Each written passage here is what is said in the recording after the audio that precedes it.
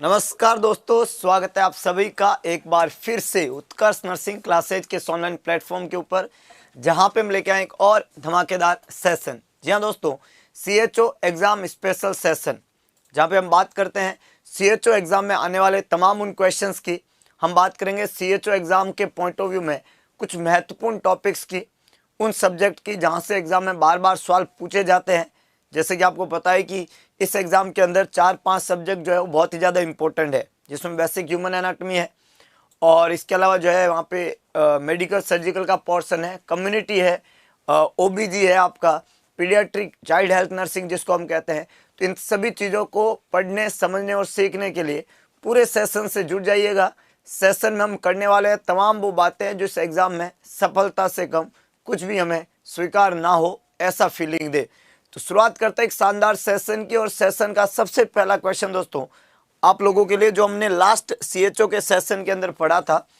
और ये क्वेश्चन जो है इसमें हमने आपसे लास्ट सेशन में पूछा था कि as a nurse you has to apply erythromycin ointment to a new born child, which area of eye she is supposed place it. ये क्वेश्चन हमने लास्ट सेशन में आपसे पूछा था। एरिथ्रोमाइसिन आई ऑइंटमेंट के बारे में ये क्वेश्चन था। On the cornea, under the eyelid, lower conjunctiva, upper conjunctiva. Newborn baby जो बर्थ होता है उसके अंदर प्रोफाइलैक्सिस के लिए, किसके लिए दोस्तों? प्रोफाइलैक्सिस के लिए आई का जो है ड्रॉप या आई का ऑइंटमेंट हम वहाँ पे यूज करते हैं एज ए प्रोफाइलैक्टिक। अब बच्चे को सर ऐसी क्या बीमारी हो जाती है कि उसको प्रोफाइलैक्सिस का ध्यान रखना पड़ता है? ऐसा क्या हो जाता है कि बच्चे को जो है बर्थ होने के बाद में आई ड्रॉप या आई ऑइंटमेंट काम में लेते हैं? तो एक छोटा सा कंसेप्ट समझिएगा दोस्तों कि जो न्यूबॉर्न बेबी पैदा होता है, उस न्यूबॉर्न बेबी जब बर्थ होता है तो मदर के वूम से जब आता है तो मदर के जो सिक्रीशंस है, पेल्विक एरिया के जो वेजाइनल सिक्रीशंस है, उसके एक्सपोजर में आता है। तो उसके एक्सपोजर की वजह से बच्चों को आँख की एक बीमारी के होने की समस्या पैदा हो सकती है, हम ऐसी संभावना जताते हैं और उस बीमारी को नाम देते हैं यहाँ पे ऑप्थेल्मिया नियोनेटोरम। एक बीमारी है जिसका नाम है ऑप्थेल्मिया नियोनेटोरम। सबसे पहले तो आपको ये पूछा जाएगा कि ये जो ऑप्थेल्मिया नियोनेटोरम बीमारी है ये किसकी बीमारी है? तो ये आँख की बीमारी है। न्यूबॉर्न बेबी में बर्थ के समय हो सकती है। बोले साहब ये कैसी है, बैक्टीरियल बीमारी है या वायरल डिजीज है? अगर आपको ये पूछे तो आपको क्या लगता है, ऑप्थेल्मिया नियोनेटोरम बैक्टीरिया से होती है या वायरस से होती है? कमेंट करिएगा सभी लोग कि ऑप्थेल्मिया नियोनेटोरम जो है इज कोज्ड बाय, इसका पॉजिटिव एजेंट क्या रहेगा, बैक्टीरिया या वायरस? तो ध्यान रहेगा दोस्तों, गलत ना पढ़िएगा, गलत ना समझिएगा, इट्स ऑलवेज बैक्टीरिया। कौन कारण रहता है इसका? बैक्टीरिया, जिसका नाम है गोनोकोकस, जिसका नाम है क्लेमाइडिया गोनोकोकस। ये क्या है? ये बैक्टीरिया है। और ये बैक्टीरिया कौन सी बीमारी करता है? ये बैक्टीरिया करता है ऑप्थेल्मिया नियोनेटोरम। प्यारे दोस्तों, ये जो बीमारी होती है ऑप्थेल्मिया नियोनेटोरम, जो गोनोकोकस और क्लेमाइडिया की वजह से होती है, इस बीमारी को प्रिवेंट करने के लिए कि भाई इनसे ये बीमारी बच्चे की आंख को ना हो, क्योंकि ये दोनों जो है मदर के वेजाइनल सिक्रेशंस में होंगे, बच्चे की आंख उससे एक्सपोज में आएगी तो ये बीमारी हो जाएगी। तो ये बीमारी ना हो इसके लिए हम क्या करते हैं, as a prophylactic eye drop और आई ऑइंटमेंट देते हैं बच्चे को। Eye drop and eye ointment. ये जो आई ड्रॉप और आई ऑइंटमेंट है इसके अंदर हम क्या क्या यूज करते हैं? हम इसके अंदर एरिथ्रोमाइसिन यूज करते हैं 0.5% एरिथ्रोमाइसिन, 1% टेट्रासाइक्लिन काम में लेते हैं। टेट्रासाइक्लिन ये 1% काम में लिया जाता है। और AgNO3 सिल्वर नाइट्रेट कहते हैं इसको, सिल्वर नाइट्रेट, ये भी 1% आप काम में ले सकते हो। तो हम वहाँ पे एक आई ड्रॉप या आई ऑइंटमेंट यूज करते हैं जिसके कंपोजिशन में दो चीजें होनी चाहिए। एक तो वहाँ पे काम में लिया जाता है एरिथ्रोमाइसिन 0.5%, एक काम में लेते हैं टेट्रासाइक्लिन 1%। कभी कभार आप सिल्वर नाइट्रेट भी काम में ले सकते हो। वैसे आजकल जो है सिल्वर नाइट्रेट यूज नहीं करते हैं क्योंकि एक केमिकल है, और जब बच्चे को पैदा होती है आंख में डाला जाता है तो कई बच्चों को इसकी वजह से केमिकल कंजक्टिवाइटिस हो जाता है। सिल्वर नाइट्रेट क्या है? केमिकल है, और कई बच्चों को इसके यूज करने से केमिकल कंजक्टिवाइटिस हो जाता है। तो सिल्वर नाइट्रेट का यूज तो अब बिल्कुल बंद हो गया है, लेकिन एरिथ्रोमाइसिन और टेट्रासाइक्लिन यूज किए जाते हैं। अब एरिथ्रोमाइसिन और टेट्रासाइक्लिन क्या है? अगर हम इन दोनों की बात करें एरिथ्रोमाइसिन और टेट्रासाइक्लिन की, तो दोनों के दोनों बैक्टीरियोसाइडल और बैक्टीरियोस्टैटिक एजेंट है। एरिथ्रोमाइसिन और टेट्रासाइक्लिन क्या है, तो दोनों के दोनों बैक्टीरियोसाइडल एंड बैक्टीरियोस्टैटिक एजेंट है। बैक्टीरियोस्टैटिक एजेंट है, इसका मतलब होता है कि बैक्टीरिया को किल भी करते हैं और बैक्टीरिया की ग्रोथ को भी रोकते हैं। Killing microbes and inhibits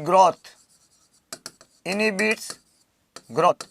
micro organism को किल भी करते हैं और उसकी ग्रोथ को इनहिबिट करने का काम भी करते हैं। ऐसे दोनों काम कौन करते हैं, ये दोनों बैक्टीरियोसाइडल और बैक्टीरियोस्टैटिक देने वाले मतलब drugs, that is tetracycline and erythromycin. अगला जो इंपॉर्टेंट कंसेप्ट है प्यारे दोस्तों, कि इनको जब हम यूज़ करते हैं आई ड्रॉप और आई ऑइंटमेंट को जब हम यूज़ करते हैं, तो सबसे पहले हम क्या करते हैं, with the help of cotton हम बच्चे की आई को क्लीन करते हैं। फर्स्ट क्लीन द आई, है ना, आँख को अच्छे से क्या करो, साफ करो, और with the help of normal saline goes, sterile goes से क्लीन कर दो। क्लीन करने के बाद में हैंड को वॉश करके अच्छे से आई ड्रॉप यहाँ पे पुट करना होता है, जिसका एक खास तरीका है कि, और क्लीनिंग का भी एक तरीका है। जब आप आई को क्लीन करते हैं, एक एग्जाम में सवाल बनेगा आपको कि बच्चे की आई को जब आप क्लीन करते हैं तो क्लीन किससे करेंगे, कैसे करते हैं, तो क्लीन करने के लिए एक तो 0.9% नॉर्मल सलाइन काम में लेना होता है ना, ये स्टेराइल काम में लेवे सलाइन 0.9% नॉर्मल सलाइन, या आप जो है डिस्टिल वाटर भी काम में ले सकते हो, डिस्टिल वाटर, लेकिन स्टेराइल होना चाहिए, इस बात का ध्यान रहे। टूटी का पानी नॉर्मली यूज करना प्रीफर नहीं करते, साफ एक स्टेराइल वाटर होना चाहिए। अगला जो है, जब आपने इसको लिया तो जो क्लीनिंग का तरीका रहेगा वो हमेशा इनर टू आउटर कैंथस रहेगा। किधर रहेगा, inner to outer canthus, inner to outer canthus. Cleaning जो रहती है वो अंदर से बाहर की तरफ चलानी है, अंदर से बाहर की तरफ चलानी, inner to outer canthus clean करना है। जब आप क्लीन कर लेते हो और उसके बाद में जब आप दवाई को पुट करते हो, तो जो दवाई होती है उसकी टिप को टच नहीं करना है और दवाई को हमेशा लोअर कैंथस के अंदर डालना है। दवाई को कहाँ डालना है, हमेशा कंजक्टाइवा जो आती है आपकी, कंजक्टाइवा, इस कंजक्टाइवा के लोअर सेक के अंदर, लोअर सेक, कंजक्टाइवा का जो लोअर सेक है, जो नीचे वाला हिस्सा है, इस नीचे वाला हिस्से के ऊपर आई ड्रॉप को पुट करना है, वहाँ से वो एब्जॉर्ब हो जाती है। जब आप आई ड्रॉप को डालते हैं तो आई ड्रॉप में आप एक ड्रॉप जब डालते हैं, एक ड्रॉप, और दूसरी ड्रॉप अगर आपको डालनी है तो दो ड्रॉप के बीच में, सेम आई ड्रॉप की सेकेंड ड्रॉप के बीच में 2 मिनट का गैप रखना है। कितने मिनट का गैप रखना है, 2 मिनट का। और अगर आप एक ऑइंटमेंट यूज़ करते हैं, है ना, एक आई ड्रॉप यूज़ करते हैं, एक आई ड्रॉप, और कोई दूसरे तरह की आई ड्रॉप यूज़ करते हैं, है ना, सेकेंड आई ड्रॉप, समझ लो बात को, कि भाई एक तो एक बूंद डालते हैं और मान लो 2 बूंद डालनी है सेम दवाई की, तो आप 2 मिनट का गैप कर दो। और एक आप कोई एक दवाई डालते हैं, जैसे आपने एक दवाई डाली है सिफेलोस्पोरिन, या अभी यहाँ पे हम बात करें एरिथ्रोमाइसिन डाली, और फिर आपको टेट्रासाइक्लिन डालनी है, 2 अलग अलग दवाई हैं। तो एरिथ्रोमाइसिन जो एक ड्रॉप आपने डाली, एक आई ड्रॉप डाली, और जब आप दूसरी आई ड्रॉप वहाँ पे डालना चाहते हैं, दूसरी आई ड्रॉप का मतलब हो गया कि वहाँ पे जब आप टेट्रासाइक्लिन डालना चाह रहे हैं, एरिथ्रोमाइसिन आपने डाल दी, 5 मिनट का गैप देके फिर आप टेट्रासाइक्लिन वहाँ पे डाल सकते हैं। तो 2 अलग अलग आई ड्रॉप है तो उनके बीच में 5 मिनट का गैप होना चाहिए। सेम आई ड्रॉप है तो उनके बीच में 2 मिनट का गैप होना चाहिए। अगर प्यारे दोस्तों, अगर आप आई ऑइंटमेंट काम में ले रहे हैं, जैसे इस सवाल में आपको लिखा कि आई ऑइंटमेंट यूज़ कर रहे हैं आप, तो आप साथ में एरिथ्रोमाइसिन की ऑइंटमेंट यूज़ कर रहे हैं और आप आई ड्रॉप भी यूज़ कर रहे हैं, तो उनके बीच में भी 5 मिनट का गैप होना चाहिए। आई ड्रॉप हमेशा पहले डालते हैं और ऑइंटमेंट हमेशा बाद में डालते हैं, ध्यान रखना। पहले हमेशा किसको यूज़ करते हैं, आई ड्रॉप को। आई ड्रॉप हमेशा पहले यूज़ करेंगे फर्स्ट, और उसके बाद में देन हम क्या यूज़ कर सकते हैं, देन आई ऑइंटमेंट।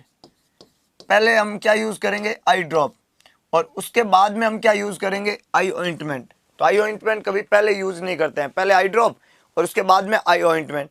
और इन दोनों के बीच में भी कितना गैप होना चाहिए, 5 मिनट का। इन दोनों के बीच में भी कितना गैप होना चाहिए, 5 मिनट का गैप होना चाहिए, ये आपको ध्यान रखना है। तो यहाँ पे erythromycin ointment to a newborn child which area of eye she should suppose to place. तो कॉर्निया के ऊपर तो कभी भी नहीं डालते हैं, अंडर आईलिड का कोई कंसेप्ट नहीं है, और ऊपर की तरफ डाला नहीं जा सकता। तो यहाँ पे हमेशा कहाँ होता है, लोअर कंजक्टाइवा में, है ना। ये जो लोअर आई का एरिया है इस लिड को थोड़ा नीचे करो मैंने बोला, और कंजक्टाइवा के अंदर डाल दो। याद रह जाएगा, आसान है कि नहीं है।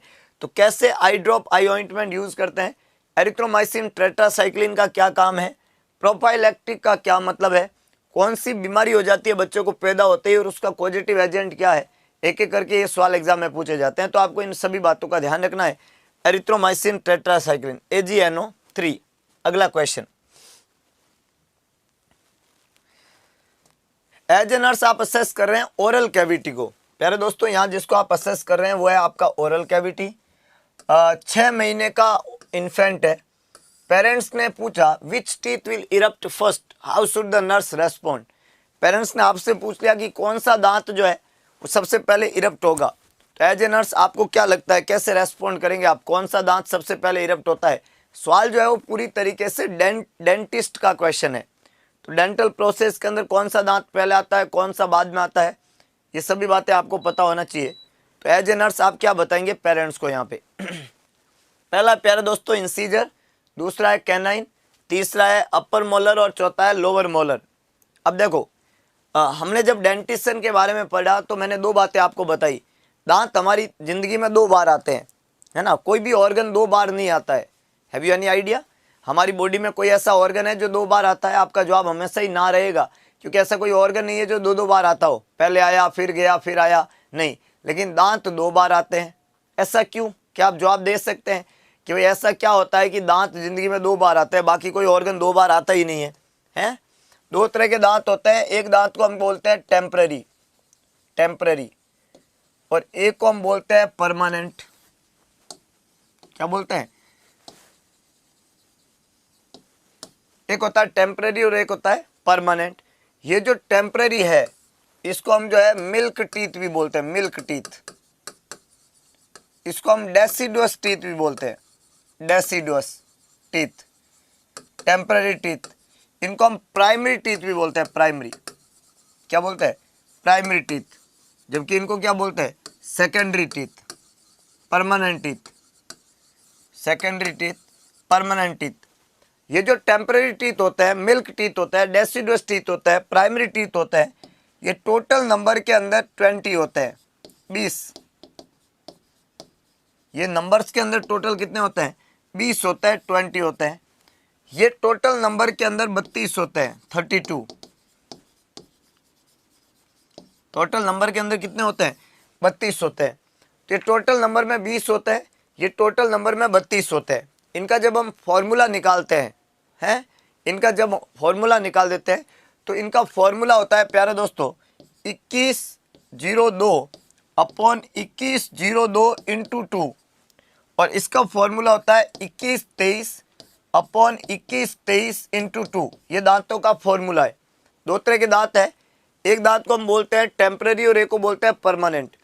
ये जो दांत है ये प्राइमरी टीथ कहलाते हैं, वो सेकेंडरी टीथ कहलाते हैं। ये 20 नंबर में होते हैं, वो 32 नंबर में होते हैं। ये जो दांत होते हैं, इन दांतों का जो 2102 फॉर्मूला है, यहाँ पे इसका मतलब है ये इंसीजर है, ये कैनाइन है, ये प्री मोलर है और ये मोलर है, और ये एक साइड में एक तरफ है। ऐसा ही ये नीचे की तरफ भी है, और ऐसा उधर दूसरी साइड में ऊपर और नीचे भी है, इसलिए 2 से गुणा कर दिया। मतलब इस फॉर्मूले का मतलब अगर आपको समझना है तो एक दांत को हम बोलते हैं इंसीजर, एक है कैनाइन, एक है प्री मोलर और एक है मोलर, और फॉर्मूले में हमने लिखा है 2102। इसका मतलब ये एक साइड में ऊपर है, एक साइड के अंदर, ध्यान रखना, और ऐसा कैसा उसी सेम साइड में नीचे की तरफ भी है, और ऐसा का ऐसा दूसरी तरफ भी ऊपर और नीचे है। ये इस फॉर्मूले का मतलब है। इसका मतलब प्राइमरी टीथ में इंसीजर टोटल कितने हो गए, 2 एक साइड में ऊपर और 2 एक साइड में नीचे, 2 और 2 4, ऐसा कैसा इधर भी 4 है, तो टोटल हो गए 8। तो ये टोटल हो गए 8। और मैं कैनाइन की बात करूं तो 1 और 1 2, 2 का 2 हो गया 4, तो कैनाइन हो गए 4। प्री मोलर की बात करूं तो 0 का 0, 0, 0 को 2 से करोगे तो 0 ही आएगा। और मोलर की बात करूं तो 2 4, 4 का 2 क्या हो गया 8। अब 8 और 4 12 और 8 20, तो टोटल नंबर में मैंने आपको बताया भी है कि कितने होते हैं, 20 होते हैं। जबकि यहाँ पे मैं बात करूंगा 2123 अपॉन 2123 इंटू 2। अब 2 और 2 4, 4 का 2 8, 1 और 2, 2 का 2 4, 2 और 2 2 4, 4 का 2 8, 3 और 3 6 का 2 12। तो टोटल कितने हो गए? 8 और 4 12, 12 और 12 24, 24 और 8 32। तो ये टोटल नंबर में कितने हो गए? 32। याद रखना इनमें फ़र्क क्या हो गया कि जो प्राइमरी टीथ है यहाँ पे मिल्क टीथ, टेम्पररी टीथ हमने बोला, यहाँ पे देखो जीरो होता है। कौन? Pre molar. ये जो प्री मोलर है यहाँ पे जीरो चल रहा है। देखो प्री मोलर हमेशा क्या होता है? जीरो, जबकि यहाँ पे कोई भी जीरो नहीं है। अच्छा, यहाँ पे मोलर टीथ दो दो ही है और यहाँ पे मोलर टीथ तीन तीन है, देखिएगा। तो ये फ़र्क है प्राइमरी और सेकेंडरी डेंटिशन के अंदर। हम शुरुआत की बात करें, पैदा होते ही बच्चे में कोई भी दांत नहीं होता है। जब बच्चा मदर के वूम से बाहर आता है तब उसको एक भी दांत नहीं होता है। तो दांत का पर्टिकुलर एज में इरप्शन होता है, दांत किसी पर्टिकुलर एज में आते हैं। तो जब मैं इरप्शन ऑफ टीथ की बात करूंगा, ध्यान रखिए, अगर मैं इरप्शन ऑफ टीथ की बात करूं, eruption of teeth, eruption of teeth कब होता है? तो टीथ का प्यारे दोस्तों जो इरप्शन होता है वो इरप्शन हमेशा होता है प्राइमरी डेंटिशन के अंदर 6 महीने पे, 6 मंथ। वहीं पे सेकेंडरी डेंटिशन में 6 ईयर्स रहेगा, 6 साल रहेगा। जो इरप्शन ऑफ टीथ है प्राइमरी में 6 मंथ है और सेकेंडरी में 6 ईयर रहेगा, 6 साल रहेगा। अगर यहाँ मैं प्राइमरी में बात करूँ 6 मंथ पे, तो इसके अंदर सबसे पहले दांत जो इरप्ट होएगा वो इंसीजर टीथ आएगा। इंसीजर, लोअर सेंट्रल एरिया का इंसीजर टीथ जो है वो सबसे पहले इरप्ट होगा। सबसे पहले इधर सबसे पहले मोलार टीथ इरप्ट होगा। यहाँ पे सबसे पहले कौन इरप्ट हो रहा है? इंसीजर, है ना, लोअर सेंट्रल इंसीजर। और यहाँ पे सबसे पहले इरप्ट हो रहा है मोलार टीथ और इसका समय 6 महीना, उसका समय 6 साल। अगला जो है ये जो टीथ है प्राइमरी टीथ, ये टोटल फिर हर एक महीने में एक एक टीथ आएगा। 6 पे 1, 7 पे 1, 8 पे 1, 9 पे 1, ऐसे एक एक आएगा। और एक एक आते आते आते आते क्या होता है? एक एक आते आते क्या होगा? जब बच्चा आपका जो है 2 से 2.5, लगभग हम कहते हैं 2.5 साल का होता है, तब सारे के सारे 20 दांत आ जाते हैं। तो ये डेंटिशन कंप्लीट होता है। कंप्लीट होता है कब? कंप्लीट होता है 2.5 से 3 साल में। 2.5 से 3 साल की उम्र में ये प्राइमरी डेंटिशन कंप्लीट हो जाता है। सेकेंडरी डेंटिशन कंप्लीट होता है तो इसमें जो है 28 टीथ आ जाते हैं। 28 टीथ आ जाते हैं 13 साल की उम्र में। और बचे हुए 4 दांत जो होते हैं जिनको थर्ड मोलार कहते हैं, 4 टीथ जो विजडम टीथ कहलाते हैं। कौन से टीथ होते हैं? Wisdom teeth. उनको आने में समय लगता है और वो 18 से 24 साल की उम्र के आसपास आते हैं, 25 साल की उम्र के आसपास। तो 18 से 24-25 साल में वो आएंगे।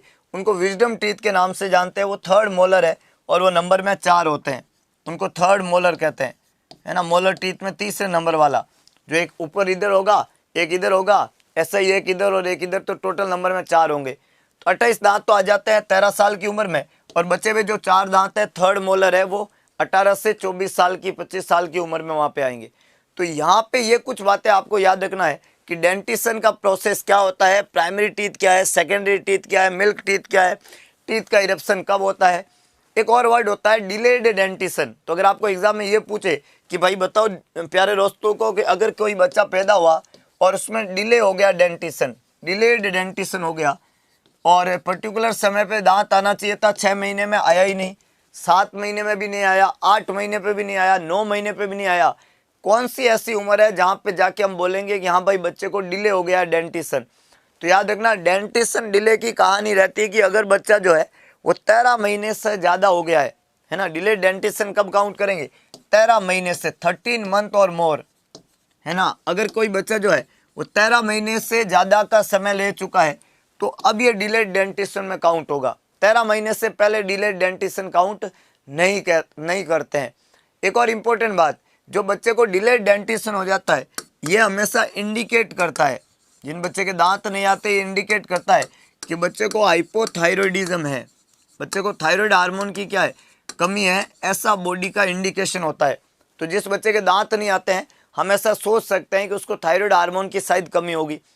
एक बच्चे को दोस्तों अगर जन्म से थायराइड हार्मोन की कमी हो, एक बच्चे को अगर जन्म से थायराइड हार्मोन की कमी हो, उसको क्रिटिनिज्म कहते हैं।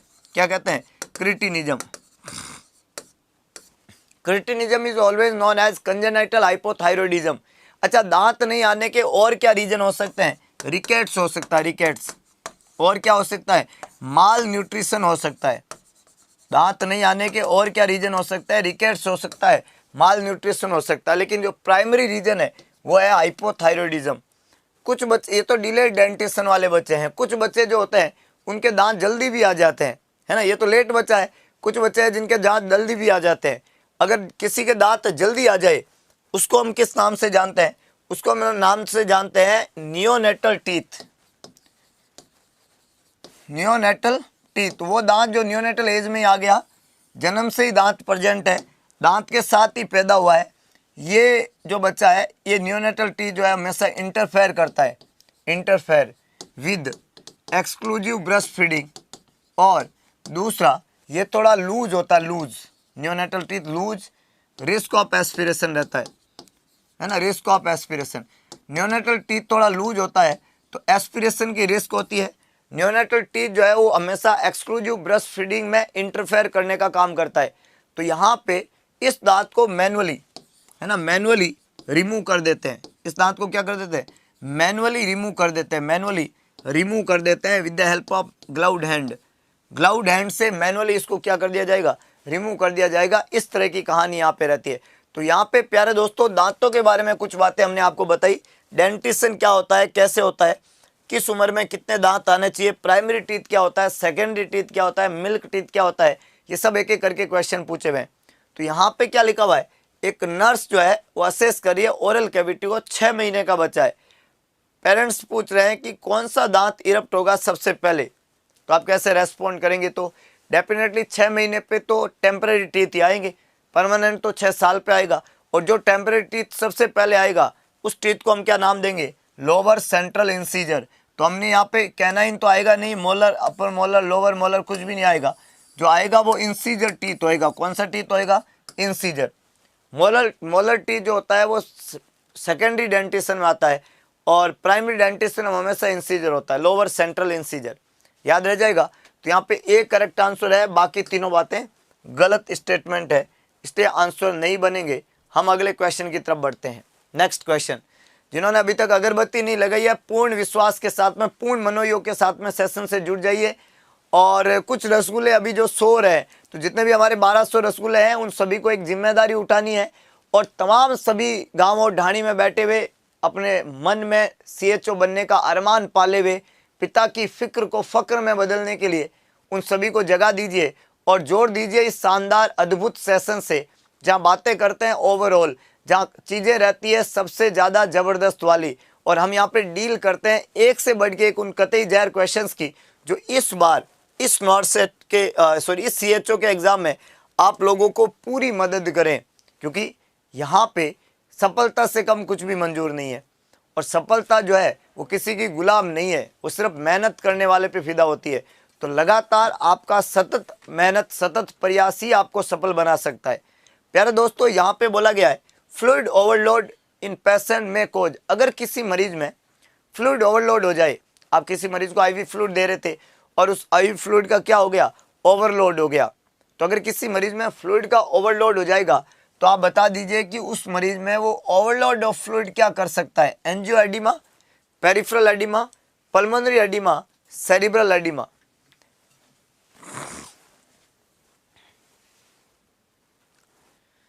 सभी एडिमा है, सभी जगह पे एडिमा है। आपको ये बताना है कि कौन सा एडिमा हो जाएगा जब किसी मरीज को फ्लूइड ओवरलोड हो जाए। जवाब लिखिएगा, हाँ सभी लोगों को जवाब लिखे अपना बेहतरीन। तो टारगेट जो है वो आपके सही जवाब का होना चाहिए, और कमेंट सभी को करना है। कुछ लोग जो है वो सिर्फ क्वेश्चन को देखते हैं, देखने से पार नहीं पड़ेगा। कोई भी नदी के बाहर खड़ा होकर पानी को देखने से तैरना नहीं सीखा है दोस्तों। जब आपको तैरना है तो पानी में तो उतरना पड़ेगा। कोई भी आदमी सड़क पे खड़ा होके ड्राइविंग करना नहीं सीख सकता। ड्राइविंग करना सीखना है तो स्टीयरिंग तो पकड़ना पड़ेगा, क्लच और गियर तो लगाना पड़ेगा, एक दो एक्सीडेंट तो होने ही पड़ेंगे, तभी जाके ड्राइविंग सीखोगे। सेफ रहोगे तो कुछ भी नहीं सीख पाओगे।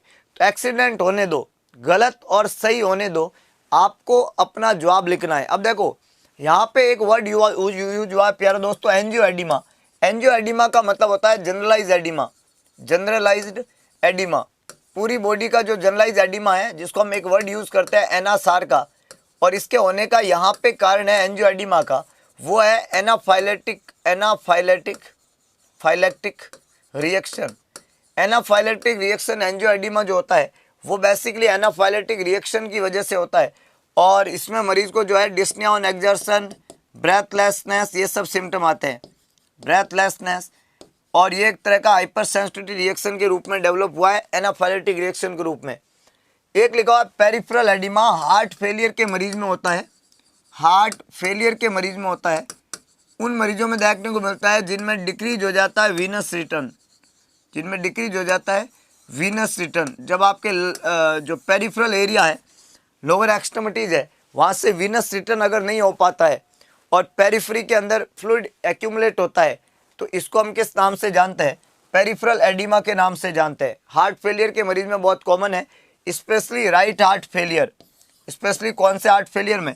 राइट हार्ट फेलियर में ये बहुत कॉमन है कि जो पेरिफेरल एरिया है वो एडिमेटस हो जाता है, तो डिक्रीज हो जाता है वीनस रिटर्न, ये एक बड़ा प्रॉब्लम रहता है। पल्मोनरी एडिमा जो है वो लंग्स का एडिमा है, और सेरिब्रल एडिमा जो है वो बेसिकली ब्रेन से रिलेटेड है। जब ब्रेन इंजरी होती है आईसीपी बढ़ता है, उस सब का कारण जो है वो हमेशा सेरिब्रल एडिमा वहाँ पे देखने को मिलता है। इनकी आईसीपी का कारण सेरिब्रल एडिमा है, और उसमें इंजरी किसको हुआ है? ब्रेन को।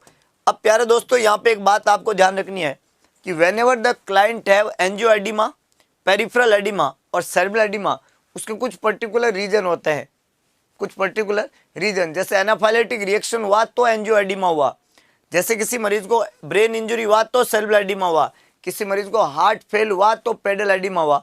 लेकिन सिर्फ फ्लूइड ओवरलोड हुआ तो सबसे पहले जो प्रॉब्लम जिसको होगा वो लंग्स का होगा। और हम हमेशा रेस्पिरेटरी साउंड को ऑस्कल्टेट करते हैं फ्लूइड ओवरलोड का पता लगाने के लिए। अगर किसी मरीज में हम ऑस्कल्टेट करें और उसमें क्रैकलिंग साउंड आ रहा है लंग्स के अंदर पानी और हवा मिक्स के अंदर आ रही है, इसका मतलब पल्मोनरी एडिमा हो गया है। पल्मोनरी एडिमा फ्लूइड ओवरलोड को इंडिकेट करते हैं। तो किसी भी मरीज को जब फ्लूइड चलता है और वो ओवरलोड तो नहीं हुआ है, इसका पता बताने वाला जो है वो है पल्मोनरी एडिमा। पल्मोनरी एडिमा का मतलब हो गया पानी कहाँ है? फेफड़े के अंदर। फेफड़े में पानी ज्यादा तभी होता है जब बॉडी में वॉल्यूम ज्यादा हो जाता है, इस बात का पक्का आपको ध्यान रखना है। तो जब भी किसी मरीज को फ्लूइड चल रहा है और आप अगर जरा सा भी ये सस्पेक्ट करते हैं कि मरीज को फ्लूइड ओवरलोड ना हो जाए, इसके लिए आपको बार बार ऑस्कल्टेट करना पड़ेगा। कौन से साउंड को? पल्मोनरी साउंड को। लंग्स को, बाइलेटरल लंग्स जो है वो एकदम क्लियर होने चाहिए, उनमें एयर एंट्री इक्वल होनी चाहिए और वहाँ पे सिर्फ हवा की आवाज़ होनी चाहिए। लेकिन जब फेफड़े में हवा और पानी साथ में बजने लग जाए, इसको बोलते हैं क्रैकलिंग साउंड, क्रैकल्स साउंड आ जाए लंग्स के अंदर, ये पल्मोनरी एडिमा की वजह से वहाँ पे देखने को मिलते हैं। एंजियोएडिमा, पेरिफेरल एडिमा या सेरिब्रल एडिमा यहाँ पे गलत स्टेटमेंट है। प्यारे दोस्तों, सेरिब्रल एडिमा जो है इसी को हम ब्रेन इंजरी या इंक्रीज आईसीपी के नाम से वहाँ पे जानते हैं। क्लियर हो जाएगा? आसान है, बिल्कुल कोई बात नहीं, आगे चले।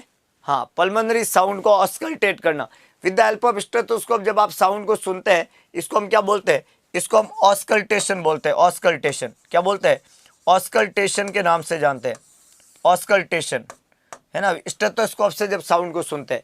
पेरिफेरल एडिमा का मतलब होता है कि आपका जो वीनस रिटर्न जब नहीं हो पाता है, आपके पाँव का जो फ्लूइड है वो वापस नहीं आ पाता है, क्योंकि आपका हार्ट आगे पंप ही नहीं कर रहा है, तो वो ले कहाँ से रहा? जैसे मेरा ये राइट हार्ट है और इस राइट हार्ट के अंदर लोअर एरिया से ब्लड आता है, अपर बॉडी से ब्लड आता है।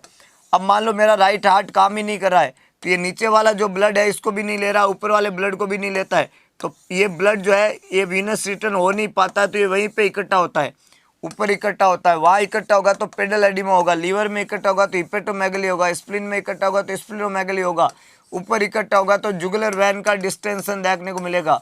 ये सब हार्ट फेलियर के सिम्टम है।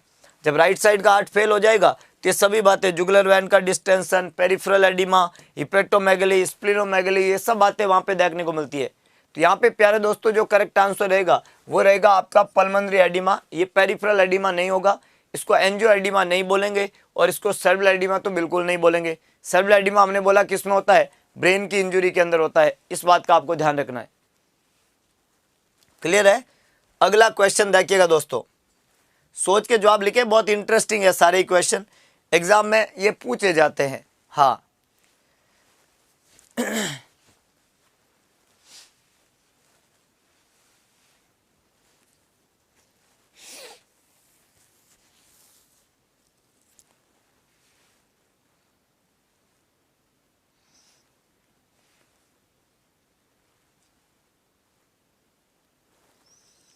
All are true regarding H pylori infection, all are true regarding H pylori infection except one. H pylori infection में सभी बातें सही है एक को छोड़ के। जो आप लिखिएगा दोस्तों, एच पाइलोरी इन्फेक्शन में सभी बातें सही है एक को छोड़ के, तो आपको यह बताना है कि कौन सी बात सही नहीं है। It is a gram positive bacteria is eradicated by triple therapy, produces urease enzyme caused myeloma tumor, caused myeloma tumor। चार ऑप्शन है, कौन सा होना चाहिए। यहाँ पे क्या लिखा है कि सभी बातें सही है एच पाइलोरी इन्फेक्शन के बारे में except one. Gram positive bacteria है, eradicated by triple therapy, produce urease enzyme और कॉज माइल्टोमा ट्यूमर।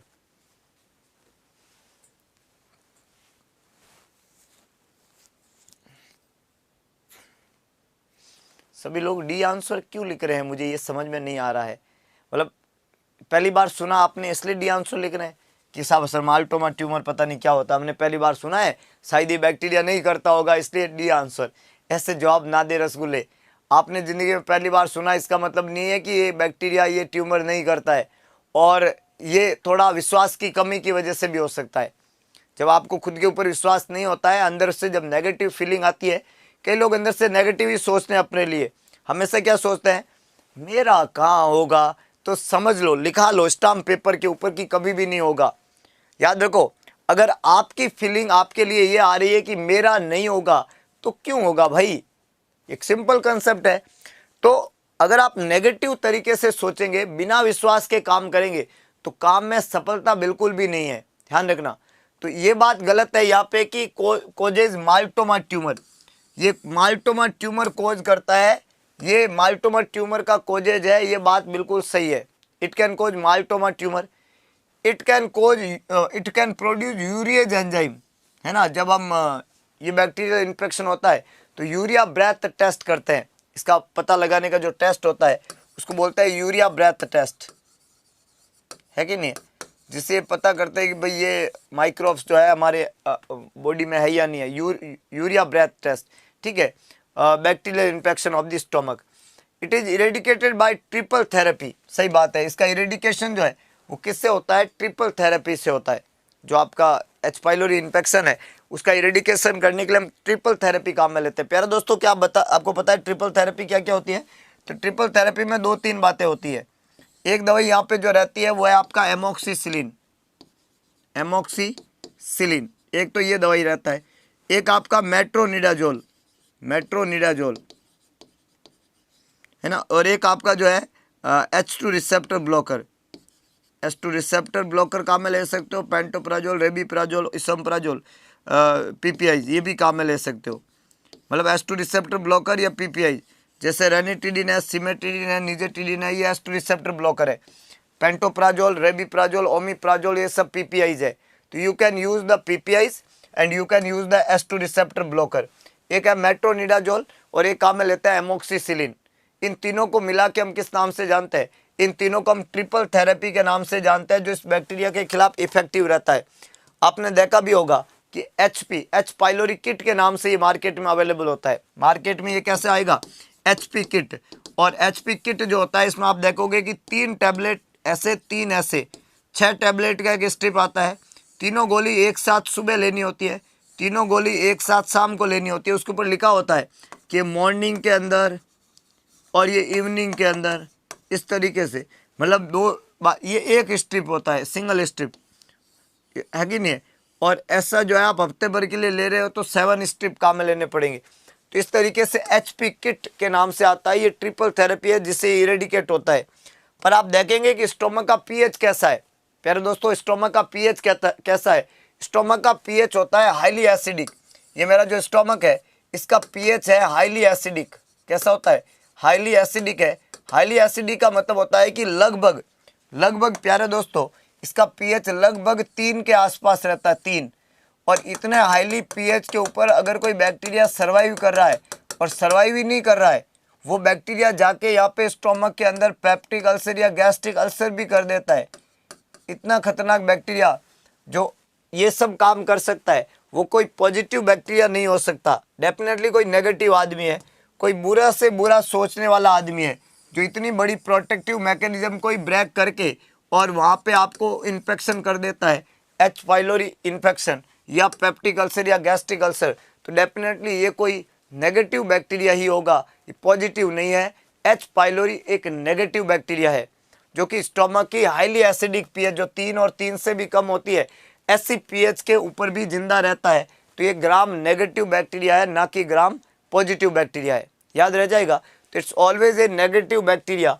और एक्सेप्ट का क्वेश्चन था, इसका मतलब 3 बातें तो एच पाइलोरी के बारे में सही निकली, एक बात गलत निकली, हमें गलत बात को ही चूज करना था। तो करेक्ट आंसर ए है, ए बात गलत बोली हुई है, बाकी सभी बातें सही बोली हुई है।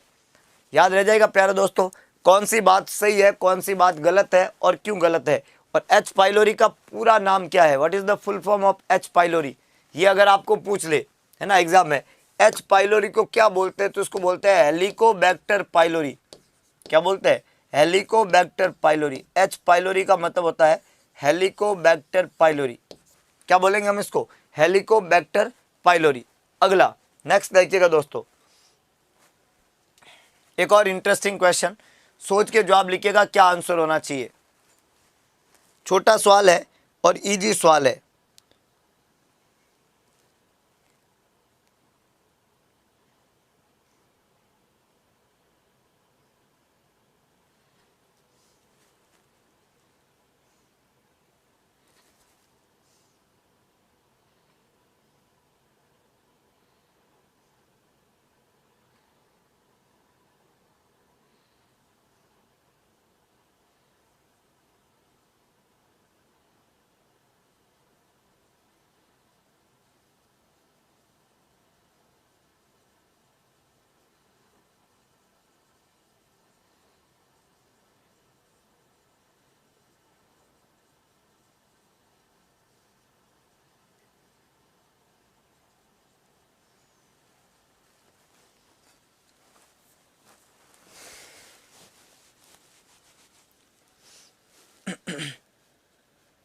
क्या बात है भाई, सभी लोगों ने बिल्कुल सही पहचाने।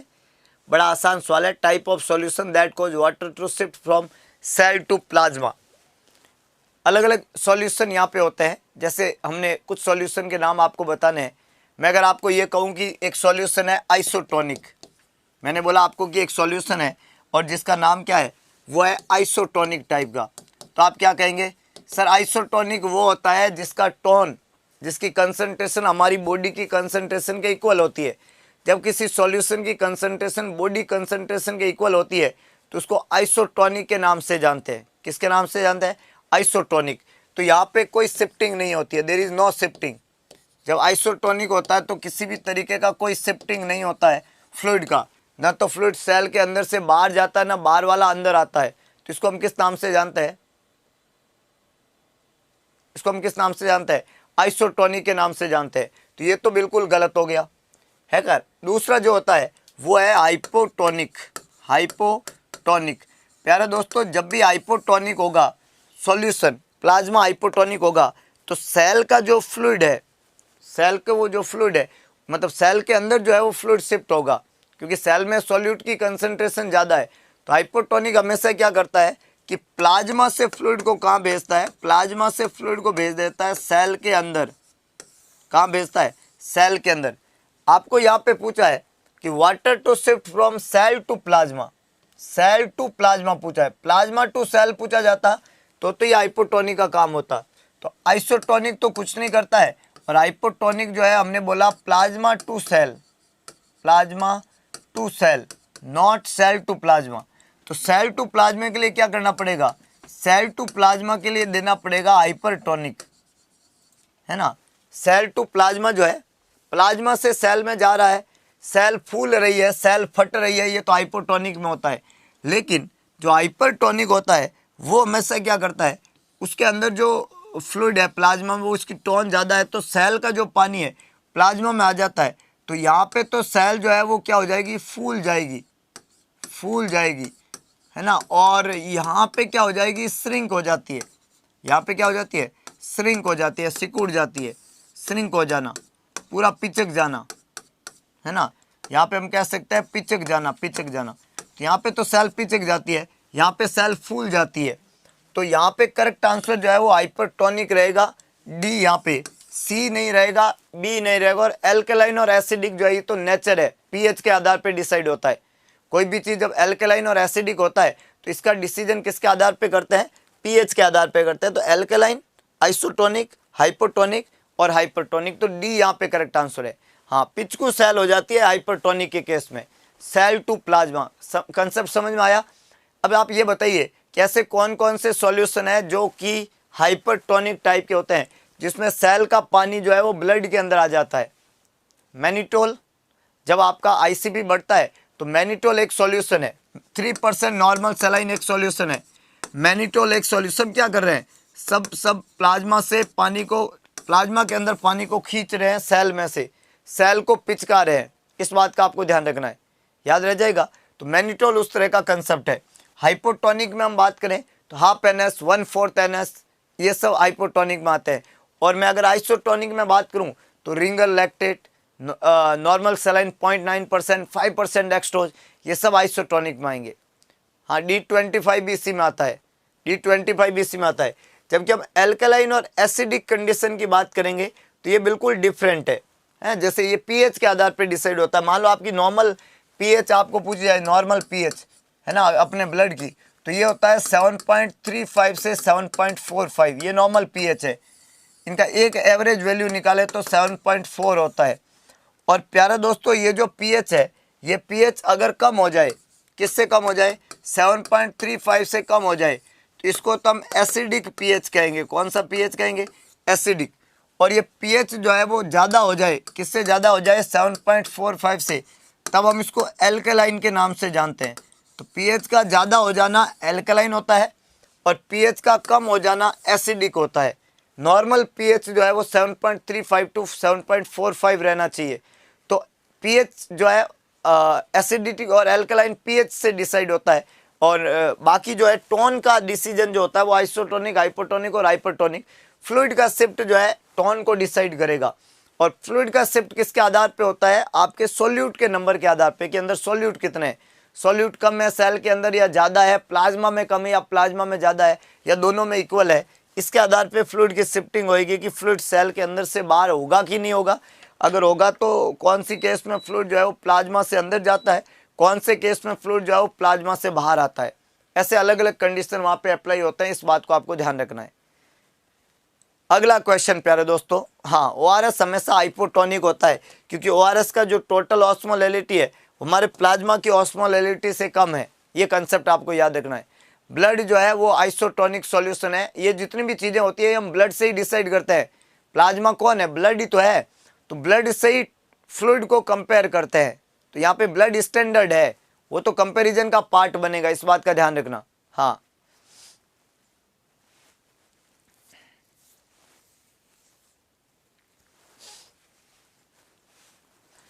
जवाब सभी लोग लिखे भाई।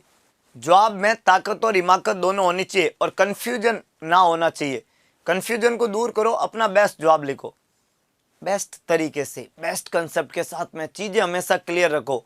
और जिन्होंने अगरबत्ती नहीं लगाई वो अगरबत्ती लगाओ। एक छोटा कंसेप्ट है, किसी ने कहा कि नन्ही चींटी जब दाना लेकर चलती है, चढ़ती दीवारों पर 100 बार फिसलती है। मन का विश्वास रगों में साहस भरता है। तो आपके मन का विश्वास है जो सफलता का सूत्रधार बनेगा। मन का विश्वास रगों में साहस भरता है, चढ़कर गिरना और गिरकर वापस चढ़ना कभी नहीं करता है। आखिर उसकी मेहनत बेकार नहीं होती, कोशिश करने वाले की कभी हार नहीं होती।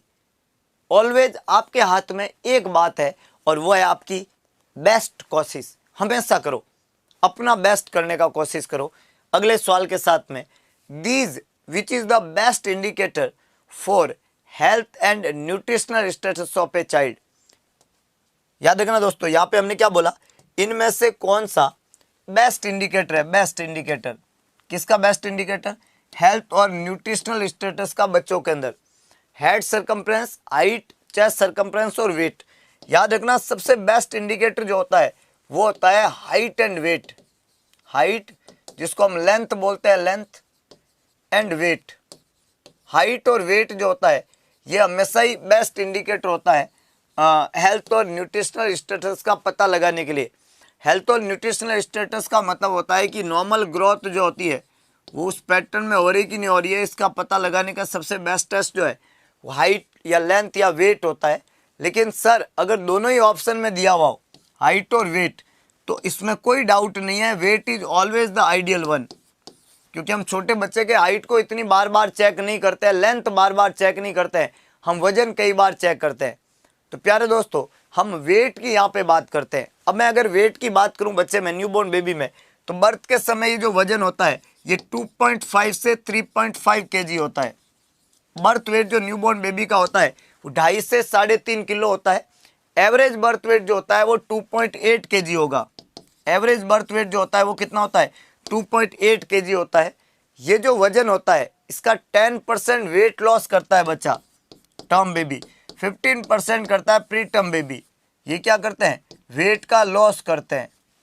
और ये जो वेट का लॉस है इसके होने का कारण होता है बच्चे में फ्लूइड का लॉस होना। फ्लूइड का लॉस होना, किसी भी कारण से जब बच्चे में फ्लूइड का लॉस होगा तो उस बच्चे में वेट का भी लॉस होगा। 10 से 15% वेट लॉस बच्चे में देखने को मिलता है initially first 7 days of life में। फर्स्ट 7 डेज ऑफ लाइफ में, 7 डेज ऑफ लाइफ में, लाइफ के पहले 7 दिन में 10 से 15% वेट लॉस होता है। अगले 3 दिन में 8th 9th एंड 10th, अगले 3 दिन के अंदर ये बच्चा वेट को रीगेन करता है। क्या करता है, रीगेन, दोबारा से गेन करता है, जो खोया वो पाता है। और पाने के बाद में अब ये वजन बढ़ता ही जाता है।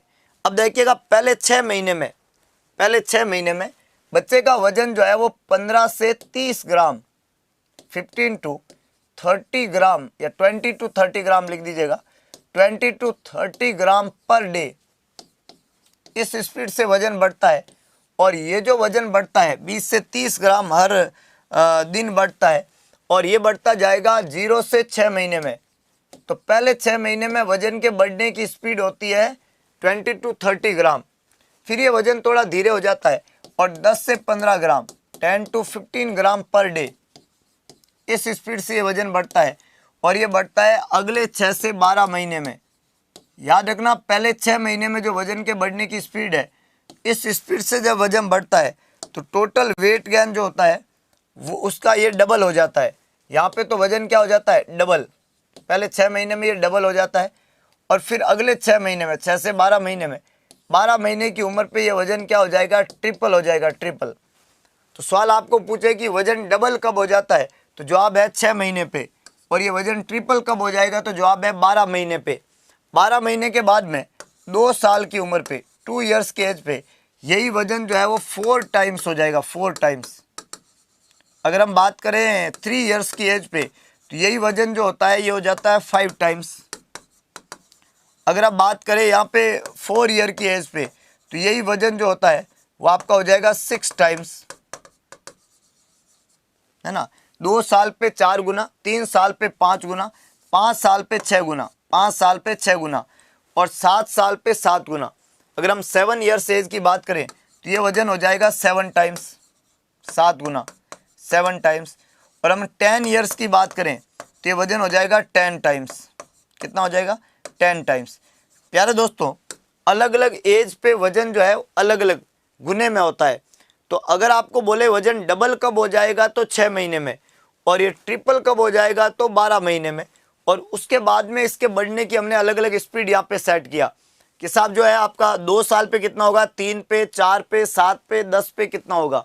वजन एक इम्पोर्टेंट पैरामीटर है, वजन एक इम्पोर्टेंट पैरामीटर है।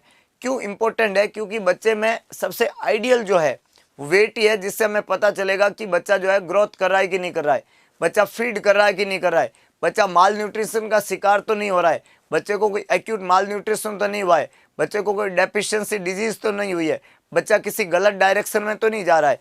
बहुत सारी इंफॉर्मेशन है जिसको हम वजन देगा। वजन को मेजर करने के लिए हम वेइंग मशीन काम में लेते हैं। वजन को मेजर करने के लिए हम क्या काम में लेते हैं, वेइंग मशीन काम में लेते हैं। वजन जो होता है उसको मेजर करने का एक और तरीका है बीम बैलेंस। आपने देखा होगा बीच में से डंडी पकड़ते हैं, दोनों तरफ तराजू इस तरीके से होता है, उसको बीम बैलेंस कहते हैं। कम्युनिटी सेटअप में इसी वजन को मेजर करने के लिए साल्टर स्केल काम में लिया जाता है।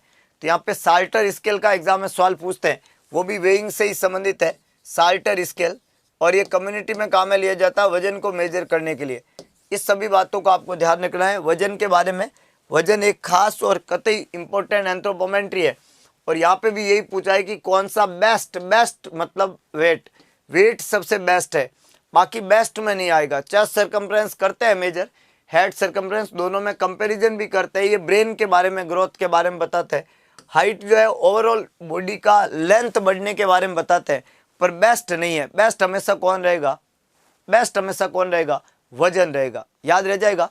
हाँ, कम्युनिटी सेटअप में साल्टर स्केल काम में लेते हैं, बीम बैलेंस काम में लिया जाता है। नॉर्मली जो हम तराजू जो रहता है ना, उसको बीम बैलेंस कहते हैं।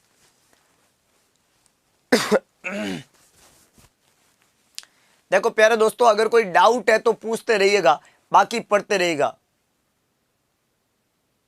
हाँ, एक में वजन है और एक में हाइट और वेट है, तो जवाब हाइट एंड वेट होगा। बहुत सिंपल कंसेप्ट है, दोनों अगर साथ में आ जाए तो और ही मजे हैं, है कि नहीं है भाई? एक है CHO ऑप्शन में और एक है एम्स नॉट सेट, तो पहली चॉइस तो एम्स नॉट सेट होगी, लेकिन दोनों ही ऑप्शन में तो दोनों ही बन जाएंगे, है कि नहीं है? लेकिन CHO है और वहाँ पे बाकी है मतलब हेल्थ वर्कर और ये फलाने, तो CHO सबसे तगड़ा रहेगा। उसमें 4 ऑप्शन जो होते हैं उसमें सबसे तगड़ा ऑप्शन कौन सा, हम उसी को चूज करते हैं।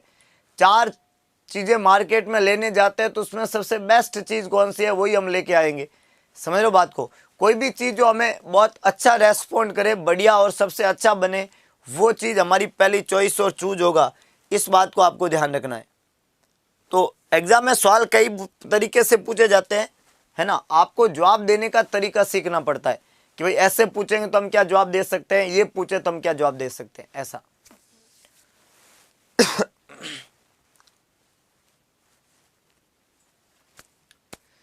सोचे सोचे सोचे फिर जवाब लिखें कि एक newborn maturity rating scale is assessed by. एक न्यूबॉर्न बेबी है और उसका आपको मैच्योरिटी असेस करना है। न्यूबॉर्न बेबी में मैच्योरिटी असेस करना है। देखो बच्चों में कुछ स्केल चलती है, मैं स्केल के नाम लिखता हूँ, आप उनके काम बताइएगा, ठीक है? मैं स्केल के नाम लिखता रहूँगा, आप उसके काम बताइएगा। तो स्केल के नाम देखिएगा, एक मैं स्केल का नाम लिखता हूँ आपका यहाँ पे साल्टर स्केल, साल्टर स्केल, ठीक है? एक मैं नाम लिखूंगा यहाँ पे ब्रेडन स्केल, मैं नाम लिखूंगा, आप काम बताते रहिएगा, ब्रेडन स्केल। एक मैं नाम लिखूंगा सिल्वरमान एंडरसन स्केल, सिल्वरमान एंडरसन स्केल।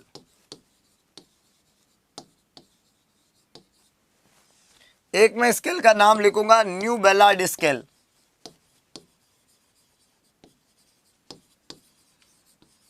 एक मैं लिखूंगा ग्लासको कोमा स्केल।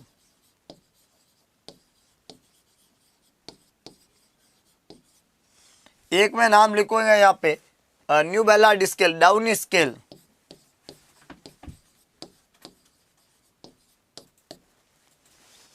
ये कुछ अलग अलग मैंने नाम लिखे हैं, आपको बताना इनके यूज क्या है। सभी स्केल के सब लोग लिखेंगे, एक साथ लिखे तो और भी बढ़िया, लेकिन सबको यूज लिखने हैं।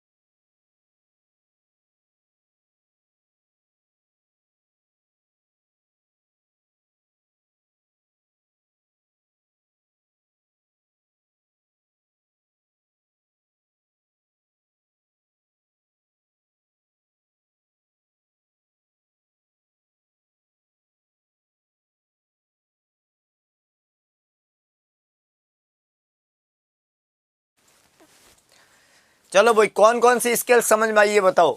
है साल्टर स्केल वेट को मेजर करने के लिए, ब्रेडन स्केल बैड सोल के लिए, न्यू बेलार्ड स्केल मैच्योरिटी के लिए, ग्लासको कोमा स्केल लेवल ऑफ। चलो भाई 4 स्केल एक साथ ही एक ही रसगुल्ले ने बता दिया, छा गया भाई, है। और बाकी क्या है, RDS की जिक्र कर रहे हैं कुछ लोग, बहुत अच्छे। New Ballard maturity of new born बिल्कुल सही है। Salter for weight, Braden scale, Salter for weight, हाँ ठीक है, ठीक है, ठीक है, काफी हद तक सभी लोग सही पहुंचे हैं, है ना, बहुत बढ़िया, बहुत ही शानदार।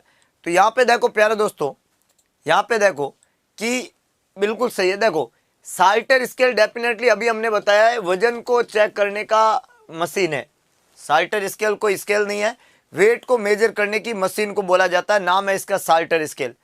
एक बिल्कुल सही बोला आपने सर, ब्रेडन स्केल जो होता है ये बेड शोर के लिए, एक आरडीएस के लिए, एक फीटल मैच्योरिटी के लिए, है ना। तो ब्रेडन स्केल जो है वो काम में लिया जाता है बेड शोर में।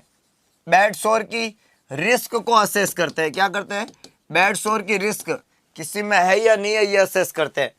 सिल्वरमान एंडरसन स्केल जो होती है दोस्तों, ये काम में लिया जाता है आरडीएस को डिसाइड करने के लिए, कोई बच्चे को respiratory distress syndrome, RDS, respiratory failure है या नहीं है। न्यू बैलार्ड स्कोरिंग सिस्टम जो है ये मैच्योरिटी की स्केल है, मैच्योरिटी का पता लगाने की स्केल जो होती है ये न्यू बैलार्ड स्कोरिंग सिस्टम है। ग्लास्को कोमा स्केल जो बिल्कुल सही लिखा है, लेवल ऑफ कॉन्शियसनेस, मरीज जो है वो कितना कॉन्शियस है, अनकॉन्शियस है, कोमा में तो नहीं है। ग्लास्को कोमा मतलब मरीज कोमा में तो नहीं है, ये हम चेक करना चाहते हैं। और एक बिल्कुल सही लिखा है डाउनी स्केल जो होती है वो भी आरडीएस के लिए ही होता है ना, डाउनी जो है उससे भी आरडीएस, और सिल्वरमान एंडरसन से भी RDS. Level of consciousness Glasgow coma, New Ballard scale maturity के लिए, बेड सोल के लिए ब्रेडन, और वजन को मेजर करने के लिए साल्टर स्केल काम में लिया जाता है प्यारे दोस्तों। तो सभी तरीके की स्केल और उनकी स्केल के यूज, और मैक्सिमम लोगों ने सही जवाब लिखा है। इसका मतलब बहुत सारी बातें रसगुल्ले जानते हैं इसको, स्केल को लेके, इसलिए बहुत इंपॉर्टेंट है। एक सवाल स्केल से आता है, जैसे यहाँ पे हमने एक सवाल दिया है न्यूबॉर्न मैच्योरिटी रेटिंग स्केल, तो यहाँ पे आपका जवाब क्या होना चाहिए, एक तो ये इंपॉर्टेंट है। दूसरा, यहाँ पे अलग अलग नाम जो लिखे है उसमें ग्लास्को कोमा का हमने अभी जिक्र कर दिया जो कि लेवल ऑफ कॉन्शियसनेस के लिए है। ग्रोथ चार्ट जो होता है इसको हम रोड टू हेल्थ चार्ट भी बोलते हैं, road to health chart, health chart.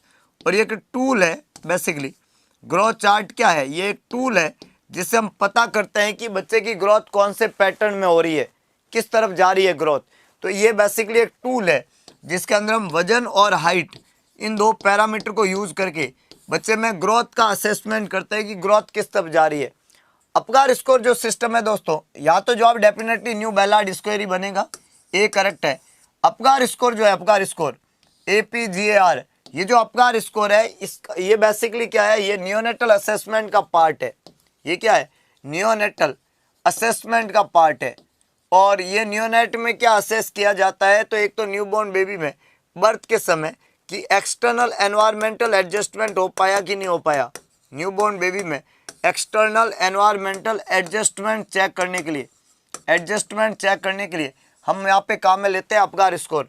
इसके अंदर APGA और R होता है, जिसमें अपीयरेंस देखते हैं। A का मतलब हमने बोला स्किन का कलर देखते हैं, P का मतलब हमने बोला बच्चे का पल्स रेट देखते हैं, G का मतलब हमने बोला बच्चे में रिफ्लेक्सेस देखते हैं, A का मतलब हम बच्चे की एक्टिविटी, मसल की टोन वगैरह देखते हैं, और R का मतलब हम बच्चे का रेस्पिरेशन देखते हैं।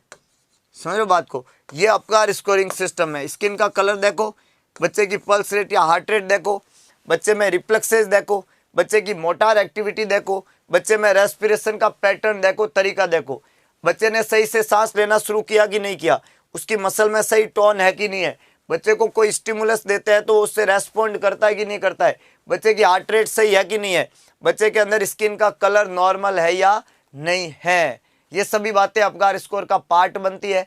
अपगार स्कोर बच्चे के पैदा होने के बाद में गड़बड़ तो नहीं हुआ है, बाहर के एनवायरनमेंट में खुद को उसने एडजस्ट किया या नहीं किया है, हाइपोथर्मिया में तो नहीं जा रहा है, स्किन का कलर साइनोस तो नहीं हो रहा है, ब्लू तो नहीं हो रहा है, हार्ट रेट कम तो नहीं पड़ रही है, सब बातें इंपॉर्टेंट है। अपगार स्कोर के अंदर सबसे इंपॉर्टेंट जो पैरामीटर है वो हमेशा पल्स रेट या हार्ट रेट को माना जाता है प्यारे दोस्तों। इसी से डिसाइड होगा कि बच्चे को चेस्ट कंप्रेशन दिए जाएंगे कि नहीं दिए जाएंगे, नियोनेटल कंडीशन सही है या नहीं है, ये सब बातें यहाँ से डिसाइड होती है। याद रह जाएगा। हाँ,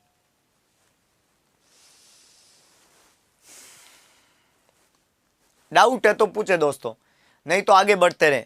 हाँ, 8, 9, 10 एक्सीलेंट होते हैं, बिल्कुल एक्सीलेंट होते हैं। और बताओ, हैं, बहुत बढ़िया।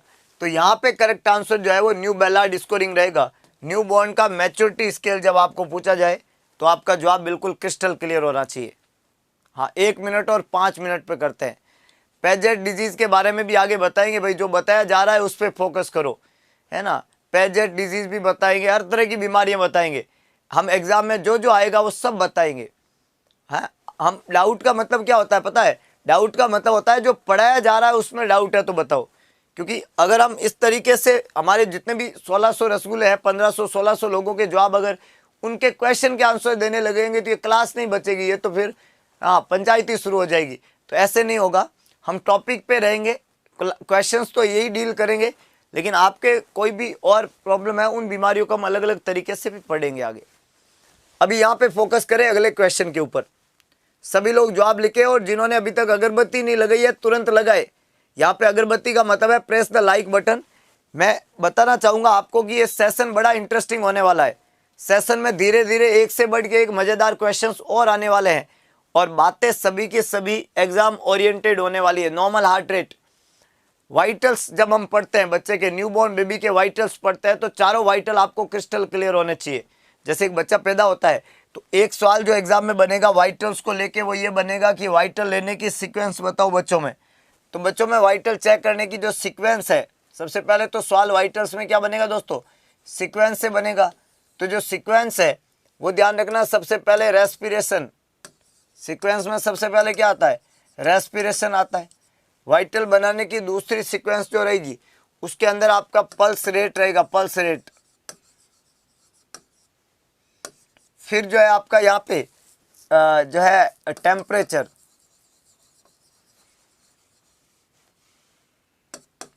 और फिर आपका ब्लड प्रेशर। कहने का मतलब है ये सीक्वेंस बन गया आपका, जिसमें रेस्पिरेशन सबसे ऊपर है, फिर पल्स रेट है, फिर टेम्परेचर है, फिर ब्लड प्रेशर है। अब इनका नॉर्मल हम क्राइटेरिया की बात करें तो अगर आपको कोई पूछे कि रेस्पिरेशन नॉर्मल होता है 30 to 60 breath per minute, irregular in rate but regular in pattern, pattern should be regular always. 1 minute पूरा काउंट करता है रेस्पिरेशन को। पल्स रेट और हार्ट रेट जो होती है दोस्तों ये रहेगी आपकी 120 to 160 beat per minute, 120 to 160 beat per minute. और ये जो हार्ट रेट है इसका एवरेज वैल्यू जो रहता है वो रहता है 140 बीट पर मिनट। और हार्ट रेट अगर 100 से कम हो जाए तो उसको ब्रेडिकार्डिया कहते हैं, ब्रेडी। और अगर ये 100 से ज़्यादा 180 से ज़्यादा हो जाए तो इसको हम बोलते हैं टेकी एरिथमियाज। तो एक होता है ब्रेडी एरिथमियाज और एक होता है टेकी एरिथमियाज। नॉर्मल हार्ट रेट कितना होता है? 120 to 160। नॉर्मल हार्ट रेट होता है 120 to 160 बीट पर मिनट। ये सही नहीं है, ये नॉर्मल नहीं है, ये नॉर्मल नहीं है। एक और इम्पोर्टेंट बात है, टेम्परेचर जो होता है ये 36.5 डिग्री सेंटीग्रेड से लेके 37.5 डिग्री सेंटीग्रेड के बीच में स्टेबल हो जाता है। ये टेम्परेचर की रीडिंग है। और ब्लड प्रेशर न्यूबॉर्न बेबी का 80/50 होता है।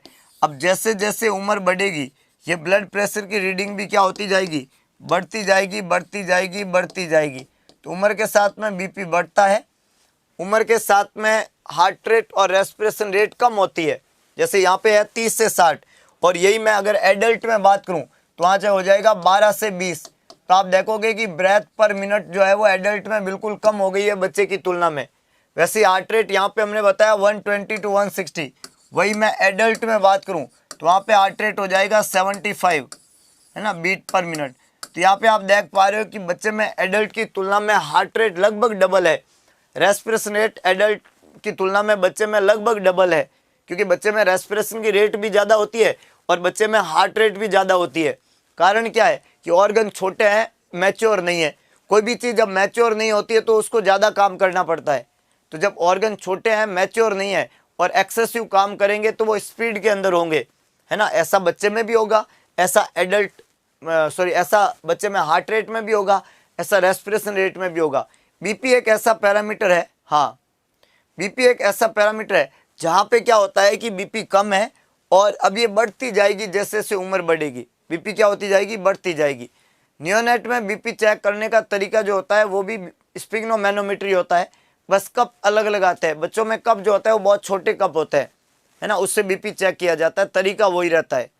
याद रह जाएगा, आसान है, इजी है प्यारे दोस्तों। चले आगे, समझ में आ गई कहानी। चलिए तो नेक्स्ट क्वेश्चन की तरफ बढ़ते हैं। ये तो बच्चे में हार्ट रेट को चेक करने का तरीका वहां पे बताया, और ये क्वेश्चन रेस्पिरेशन से है। मैंने अभी रेस्पिरेशन के बारे में कुछ बातें आपको बता दी है, तो आपको अब रेस्पिरेशन के बारे में बताना है, क्या आंसर होना चाहिए।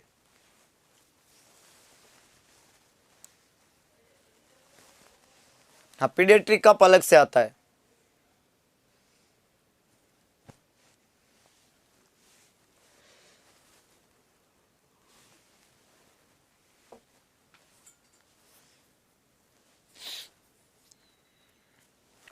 क्लास YouTube पे क्यों अपलोड नहीं होती है? YouTube पे ही चल रही है क्लास, है ना, ये YouTube पे ही चल रही है, लाइव चल रही है, तो अपलोड कहाँ होगी भाई, लाइव चल रही है, ये तो ख़त्म होने के बाद में ये YouTube पे ही पड़ी रहती है, वहाँ पे अपलोड करने की ज़रूरत ही नहीं है, क्योंकि जो लाइव होती है वो लाइव तो वहीं पड़ी रहेगी ना, कहाँ जाएगी, तो उसको अपलोड करने का कहाँ ज़रूरत होता है? हाँ,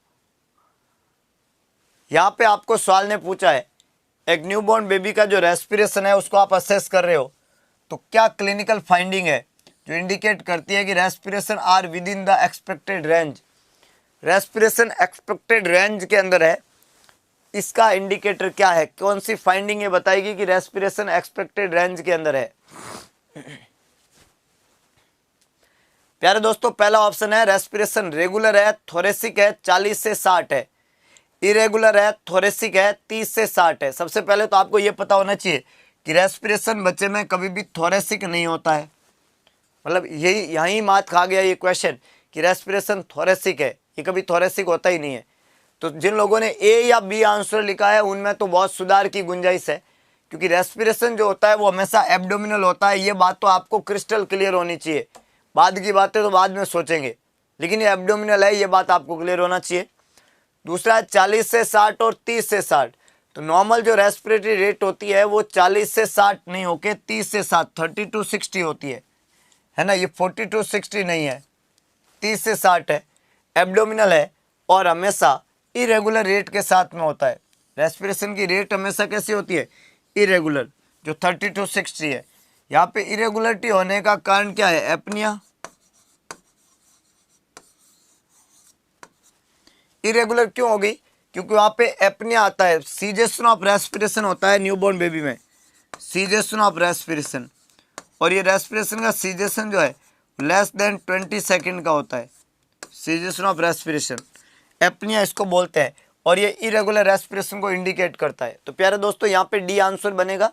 रेगुलर रेस्पिरेशन जो है वो यहाँ पे नहीं होता है, रेट हमेशा इरेगुलर होती है, इसलिए पूरा 1 मिनट हम रेट को काउंट करते हैं। इस बात को हमने आपको बताया, याद रह जाएगा। कोई डाउट नहीं है?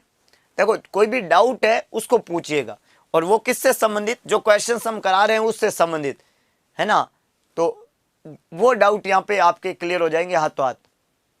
हाँ, सीजेशन ऑफ रेस्पिरेशन, हाँ, बच्चा पैदा तो जाता है, सांस नहीं लेता, सांस लेना भूल जाता है।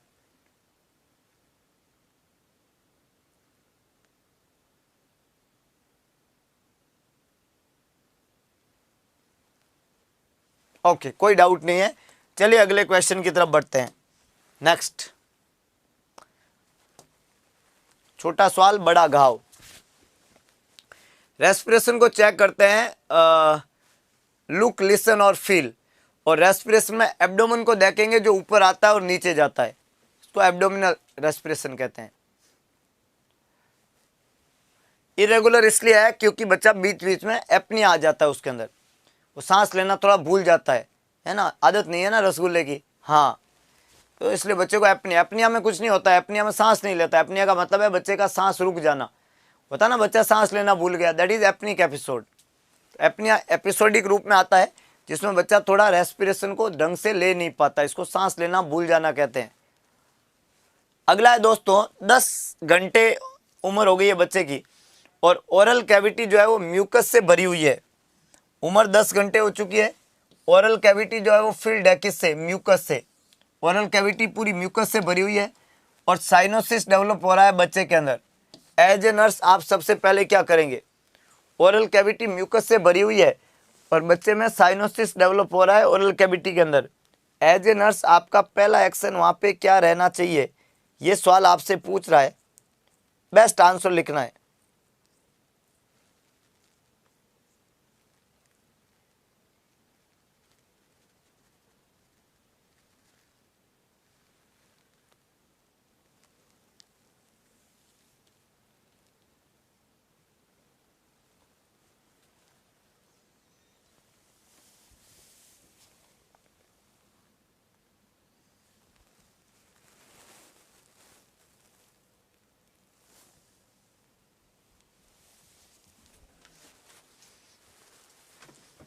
चार ऑप्शन है प्यारे दोस्तों। Suction, administer oxygen, record the incident and insert A nasogastric tube. चार option.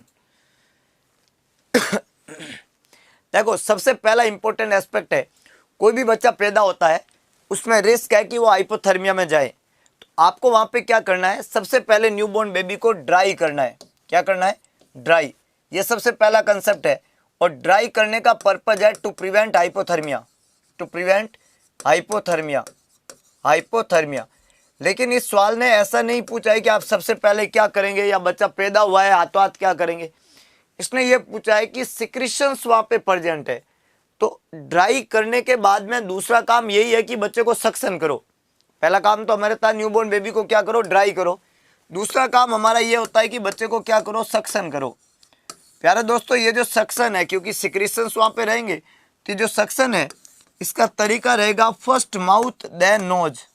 First mouth, oral area, oral cavity, और उसके बाद में हम क्या करते हैं, उसके बाद में हम नोज से सक्शन करते हैं। याद देखना, तो फर्स्ट माउथ देन नोज। 10 साल का बच्चा है, ओरल कैविटी पूरी भर गई है म्यूकस से और बच्चे को हो रहा है साइनोसिस। तो उसको हवा ले नहीं जा रही है, वो ऑक्सीजन ले नहीं पा रहा है क्योंकि रास्ते में रुकावट है। तो रुकावट को हटाना है तो पहले माउथ का सक्शन कर दो, फिर नोज से सक्शन करेंगे। तो सवाल यही है कि सक्शन करेंगे। भाई यहाँ पे सवाल यही है कि अगर आप एयरवे को पेटेंट करना चाहते हो तो क्या करेंगे, सक्शन करेंगे। और पहले किसका, माउथ का, फिर नोज का। अच्छा इसका क्या कंसेप्ट है कि पहले माउथ का करते हैं फिर नोज का करते हैं। तो कंसेप्ट यह है कि ओरल एरिया एक बड़ी कैविटी है, सिक्रीशंस भी ज़्यादा होंगे, और नेजल एरिया छोटी कैविटी है, सिक्रीशंस भी कम होते हैं। नेजल एरिया में इरिटेशन ज़्यादा होता है। तो अगर आपने नाक को इरिटेट किया और बच्चे ने जोर से क्राई किया तो जितने भी उसके सिक्रीशंस है वो एस्पिरेट कर जाएंगे। तो यहाँ पे एस्पिरेशन की रिस्क होती है, उसको प्रिवेंट करने के लिए पहले माउथ का सक्शन कर दो फिर नोज का कर दो। ऑक्सीजन एडमिनिस्टर जो है वो बाद की बात है, जब बच्चे को साइनोसिस होता है तब लगाते हैं ऑक्सीजन, है ना। अगर बच्चे को साइनोसिस होता है तब ऑक्सीजन लगाते हैं, ये बाद की बात है।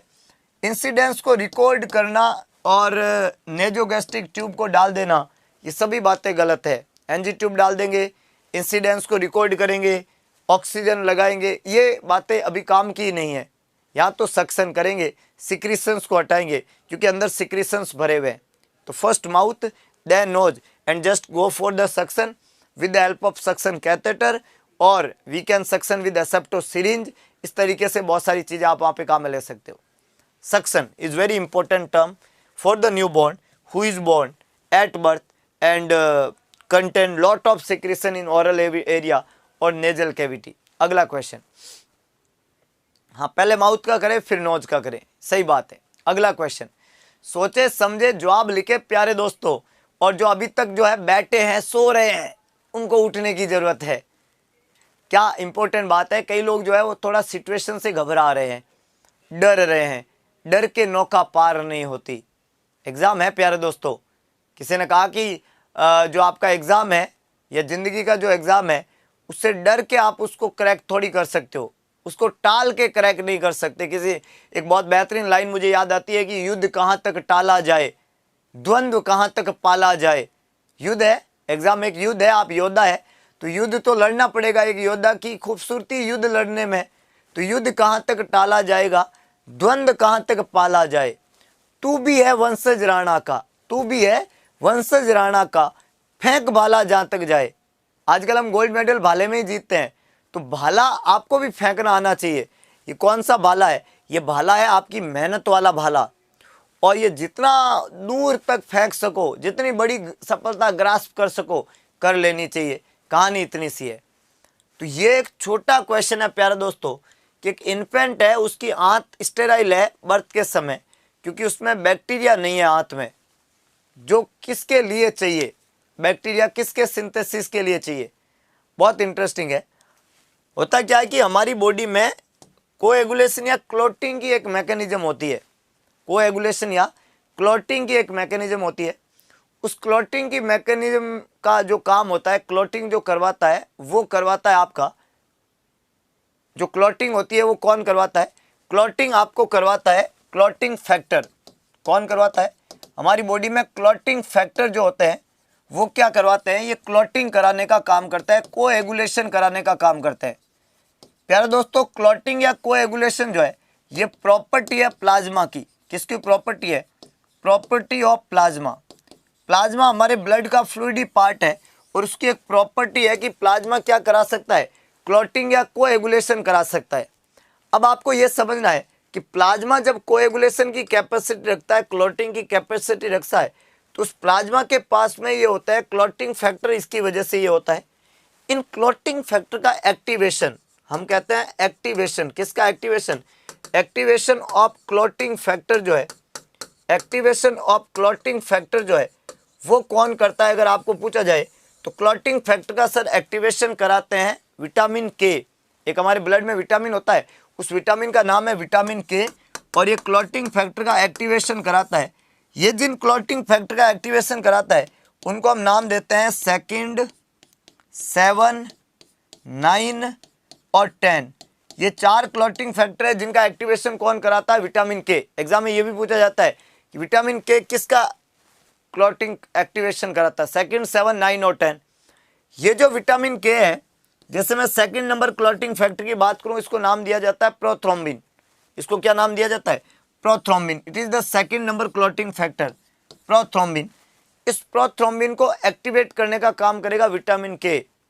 प्रोथ्रोम्बिन जो है इसको एक्टिवेट करेगा विटामिन के, और विटामिन के इस प्रोथ्रोम्बिन को एक्टिवेट करके और थ्रोम्बिन बना देगा।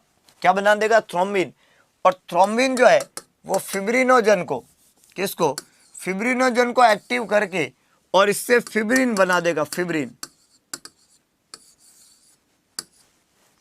प्रोथ्रोम्बिन जो है वो प्रोथ्रोम्बिन सेकंड नंबर को हम कहते हैं, इसकी जो एक्टिव फॉर्म है इसको हम नाम देते हैं थ्रोम्बिन। और थ्रोम्बिन जो है वो फिब्रिनोजन को, ये जो इनएक्टिव फॉर्म है इसको हम बोलते हैं फिब्रिनोजन, और ये फिब्रिनोजन को किस में कन्वर्ट कर देता है, फिब्रिन मैस के अंदर। ये पूरी क्लॉटिंग की या कोएगुलेशन की मैकेनिज्म है। अब मान लो यहाँ पे विटामिन के एक्ट करता है और ये विटामिन के है ही नहीं, तो ये सभी मैकेनिज्म नहीं होगी और प्रोथ्रोम्बिन का लेवल जो है वो बॉडी में बढ़ जाएगा, जिससे मरीज हमेशा ब्लीडिंग की रिस्क पे होता है। ये प्रोथ्रोम्बिन का लेवल बढ़ना, इसको हम पीटी टाइम से असेस करते हैं, प्रोथ्रोम्बिन टाइम, INR, APTT। ये टेस्ट इसी को चेक करने के लिए करता है कि ये बढ़े हुए है या नहीं है। ये बढ़े हुए है, इसका मतलब ये आगे कन्वर्ट नहीं हो रहा है, ये मैकेनिज्म नहीं चल रही है। तो विटामिन के का बच्चों में कमी होता है। इसका एक कारण है कि जब हम डाइटरी सोर्स लेते हैं विटामिन के का, उसमें K1 फॉर्म होती है। इंटेस्टाइन के जो इंटेस्टाइनल फ्लोरा है, हमारी आंत में इंटेस्टाइन में इंटेस्टाइनल फ्लोरा होते हैं, ये इसको कन्वर्ट करते हैं K2 फॉर्म में। और K2 फॉर्म जो विटामिन के की है वो एब्जॉर्ब होती है हमारे ब्लड में, है ना। हमारे ब्लड में विटामिन के की जो K2 फॉर्म है वो एब्जॉर्ब होती है। K1 को K2 में कन्वर्ट करने का काम इंटेस्टाइनल फ्लोरा करते हैं। इनको हम हेल्दी फ्लोरा के नाम से भी जानते हैं। क्या बोलते हैं इनको, हेल्दी फ्लोरा के नाम से भी जानते हैं, गट फ्लोरा के नाम से भी जानते हैं। जो न्यूबॉर्न बेबी पैदा होता है उसका इंटेस्टाइनल फ्लोरा, हेल्दी फ्लोरा या ये गट फ्लोरा जो है वो एब्सेंट होते हैं। न्यूबॉर्न बेबी की आंत में ये फ्लोरा नहीं होते हैं, उनकी इंटेस्टाइन में हेल्दी फ्लोरा नहीं होता है, उनकी गट स्टेराइल होती है। तो क्या K1 फॉर्म K2 में कन्वर्ट होगी, नहीं। क्या विटामिन के कभी एब्जॉर्ब होगा, नहीं। तो क्या ब्लड में क्लॉटिंग फैक्टर एक्टिवेट होंगे, नहीं। तो बच्चा हमेशा किसके रिस्क पे रहता है, ब्लीडिंग की। न्यूबॉर्न बेबी जो पैदा हुआ वो हमेशा किसके रिस्क पे रहेगा, ब्लीडिंग की। क्यों, क्योंकि ब्लीडिंग जो है वहाँ पे विटामिन के की कमी है। तो सर ब्लीडिंग की अगर बच्चा रिस्क पे है तो हमें कुछ एक्शन तो लेना चाहिए, बिल्कुल लो। क्या एक्शन लेंगे? ब्लीडिंग की रिस्क को कम करने का एक्शन लेना पड़ेगा। ब्लीडिंग की रिस्क को कम करने का एक्शन लेना पड़ेगा। ब्लीडिंग की रिस्क को कम करने का एक्शन क्या होता है सर? विटामिन के का इंजेक्शन लगाना पड़ेगा। पैदा होते ही बच्चे को इंजेक्शन विटामिन के देना पड़ेगा, जो कि 0.5 मिलीग्राम की डोज में दे सकते हो, 1 मिलीग्राम की डोज में। ये वजन पे डिपेंड करता है। अगर वजन जो बच्चे का है वो 1500 ग्राम से कम है तो इस बच्चे को 0.5 दे दो, और 1500 ग्राम 1.5 किलो से ज़्यादा वजन है तो 1 मिलीग्राम दे दो। विटामिन के हमेशा IM दिया जाता है, और बच्चे में इन्फेंट एज में कोई भी IM इंजेक्शन देते हैं तो उसका साइट वास्टस लैटरलिस मसल रहेगा। साइट क्या रहेगा? Vastus लैटरलिस muscle. और ये मसल जो है वो मिड थाई का मसल है। किसका मसल है? मिड थाई का मसल है। Lateral aspect of the mid thigh पे ये लगाते हैं, और वास्टस लैटरलिस इसका साइट है। तो विटामिन के वहाँ पे दिया जाता है। This is the important thing. Vitamin के कैन बी गिवन IV और कैन बी गिवन ओरली, लेकिन यहाँ पे ज़्यादातर हम कौन सा देना पसंद करेंगे? इंट्रामस्कुलर न्यूबॉर्न बेबी में देना पसंद करेंगे विटामिन के। तो ये अलग अलग कंसेप्ट है विटामिन के के बारे में। ब्लीडिंग की रिस्क को कम करने के लिए विटामिन के लगाते हैं। इन सभी बातों को आपको ध्यान रखना है। विटामिन के जो है वो न्यूबॉर्न बेबी के अंदर हाइपरबिलिरुबिनीमिया करा सकता है। तो जिन बच्चों में पैथोलॉजिकल जॉन्डिस होने की रिस्क है, मदर नेगेटिव है, बच्चा पॉजिटिव है, उसमें विटामिन के देना प्रीफर नहीं करते हैं। ब्लीडिंग की रिस्क को कम करता है, लेकिन विटामिन के जो है वो RH इनकम्पेटिबिलिटी को बढ़ाएगा, क्योंकि बिलिरुबिन के लेवल को बढ़ाता है। ये इसका साइड इफेक्ट है। अगला क्वेश्चन है, बड़ा क्वेश्चन है लेकिन जवाब छोटा है, इसलिए क्वेश्चन को थोड़ा सोच के जवाब लिखना तो आसान हो जाएगा। हाँ, कितने टाइम में देते हैं कोई फिक्स टाइम नहीं है, लेकिन बर्थ होने के बाद में दे देना होता है। जितना जल्दी लगाएंगे अच्छी बात है। तो बर्थ होने के बाद में आप कभी भी दे सकते हो, इनिशियल टाइम पीरियड में देना होता है ना, विद इन 48 to 72 आवर्स, है ना, जल्दी देना होता है। जितना अर्ली देंगे उतना ब्लीडिंग की रिस्क कम होगी। तो इंतज़ार करने का कोई सेंस नहीं है। ऐसा कोई पर्टिकुलर टाइम नहीं है, पर इंतज़ार भी ना करें।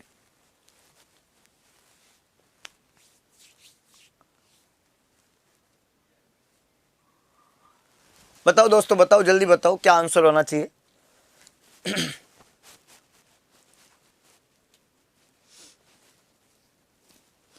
पूरा सवाल पढ़ लिया या सिर्फ जवाब ही टिका रहे हो? सिर्फ जवाब नहीं देना है, सवाल पूरा पढ़ना है।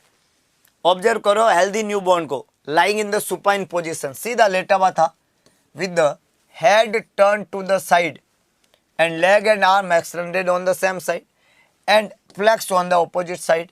विच ऑफ दी, मतलब बच्चा सीधा लेटा हुआ था, गर्दन एक तरफ ये कह रहा है मुड़ी हुई थी, जिधर गर्दन मुड़ी हुई थी उधर के हाथ में एक्सटेंशन था, और ऑपोजिट साइड ऐसे फ्लेक्स था। तो उन्होंने बोला बताओ बताओ ये क्या है, ये कौन सा रिफ्लेक्स है प्यारे दोस्तों, बताओ। और यही काम इधर हो जाए तो, मतलब इसको मोड़ना है। हाँ, ये काम इधर भी हो सकता है। ये काम, ये क्या है? This is known as tonic neck reflex. जिधर आपका नेक है उधर क्या है? टोन है। ऑपोजिट साइड में क्या है? फ्लेक्शन है। जिधर नेक है उधर क्या है? टोन है। ऑपोजिट साइड में क्या है? फ्लेक्शन है कि नहीं है? अब अगर ध्यान रखें कि जिधर बच्चा गर्दन मोड़ रहा है और उधर माउथ को वाइड ओपन कर रहा है, तो ये रिफ्लेक्स जो है आपका रूटिंग हो जाएगा। तो रूटिंग और टॉनिक नेक में थोड़ा डिफरेंस है ना। तो यहाँ पे पहला लिखा हुआ है मोरो। तो मोरो का तो ये कंसेप्ट ही नहीं है। मोरो में क्या करते हैं कि सडन एकदम मूवमेंट या देते हैं बच्चे को, तो बच्चा एबडक्ट करता है, फिर ऐड करता है और क्राई करता है, अपने एक्सट्रीमिटीज को थोड़ा दूर ले जाता है, इसको एबडक्शन कहते हैं। फिर उनको पास लाता है, इसको एडक्शन कहते हैं, और साथ में क्राई करता है। तो एबडक्शन, एडक्शन और क्राई, इसका रेस्पॉन्स जो रहता है वो रहता है एबडक्शन, एडक्शन एंड क्राई। ये तीन चीजें रहती है। तो इसको कौन सा रिफ्लेक्स कहते हैं? मोरो। प्यारे दोस्तों, एक रिफ्लेक्स लिखा हुआ है बेबिंस्की। ये बेबिंस्की भी नहीं है। बेबिंस्की में क्या करते हैं कि बच्चे का जो फुट एंड है, हील के एरिया से, लेटरल एस्पेक्ट से एक सडन शार्प स्टिमुलेशन देते हैं ऊपर की तरफ। तो dorsiflexion of the great to और फैनिंग ऑफ द फिंगर। इस बेबिंस का क्या रेस्पॉन्स होगा? Dorsiflexion of the great to. हमने बताया यहाँ पे क्या रहता है? डॉर्सिफ्लेक्शन, अंगूठा ऊपर की तरफ फ्लेक्स होता है, ग्रेट टो, और एक हमने आपको क्या बताया, fanning of finger, fanning of finger, dorsiflexion of the great toe and fanning of the finger, इसको बोलते हैं बेबिंस्की रिफ्लेक्स। तो एक आपका था मोरो रिफ्लेक्स, एबडक्शन, एडक्शन और क्राई, और एक आपका बेबिंस्की रिफ्लेक्स है जिसमें बड़े वाले अंगूठे का पीछे की तरफ मुड़ जाना, dorsiflexion of the great to, और अंगुलियों का फैल जाना, इसको बोलते हैं फैनिंग ऑफ द फिंगर। तो ये दोनों तो गलत हो गए। एक लिखा हुआ है यहाँ पे दोस्तों पामर ग्रास्प, पामर ग्रास्प भी ये नहीं है। पामर ग्रास्प में क्या होता है कि बच्चे की हाथ की हथेली है, इस हाथ के अंदर अंगुलियां होती है, अंगुलियों का जो बेस है, बेस ऑफ द फिंगर, यहाँ पे स्टिमुलस देते ही बच्चा जो है ऑब्जेक्ट को क्या कर लेगा, ग्रास्प कर लेगा। तो when ever you touches the base of the finger the baby grasp the, बच्चा ऑब्जेक्ट को पकड़ लेता है, चीज़ों को पकड़ने लग जाता है, इसको बोलते हैं पामर ग्रास्पिंग। और ये न्यूबॉर्न बेबी में बर्थ के समय का रिफ्लेक्स है जो कि ग्रास्पिंग रिफ्लेक्स के नाम से जानते हैं। तो यहाँ पे ध्यान रखना, एक रिफ्लेक्स है मोरो रिफ्लेक्स जिसका रेस्पॉन्स अभी हमने आपको बताया, एक रिफ्लेक्स है बेबिंस्की जो हमने अभी बताया कि कैसे बच्चा शो अप करेगा, और एक होता है पामर ग्रास्प। तीनों ही रिफ्लेक्स जो है वो ये नहीं है कि बच्चा जिधर नेक होगी उधर टोन होगी, ऑपोजिट साइड में फ्लेक्शन होगा। तो ये रिफ्लेक्स कौन सा है, ये आपका टॉनिक नेक रिफ्लेक्स, जिधर नेक है उधर टोन है और ऑपोजिट साइड में क्या है, फ्लेक्शन। प्यारे दोस्तों, इनके गायब होने के समय की अगर बात करें कि रिफ्लेक्स कब कब गायब हो जाते हैं, क्योंकि सारे ही रिफ्लेक्स जो है वो गायब होंगे, इनमें ऐसा कोई रिफ्लेक्स नहीं है जो ज़िंदगी भर रहेगा। तो ये सारी रिफ्लेक्स जो है वो गायब हो जाएंगे या नेगेटिव हो जाएंगे। तो अगर मैं बात करूं मोरो रिफ्लेक्स की तो ये गायब हो जाता है 6 महीने की उम्र में। अगर मैं बात करूं बेबिंस्की की तो ये गायब होगा 1 साल की उम्र में। सबसे लेट गायब होने वाला रिफ्लेक्स है बेबिंस्की रिफ्लेक्स। अगर मैं बात करूं टॉनिक नेक रिफ्लेक्स की, जो इसका जवाब है टॉनिक नेक रिफ्लेक्स जो है वो 3 से 4 महीना, 3 से 4 महीने में रिजॉल्व हो जाता है। और अगर मैं बात करूं पामर ग्रास्प रिफ्लेक्स की तो ये भी 3 से 4 महीने में रिजॉल्व हो जाते हैं।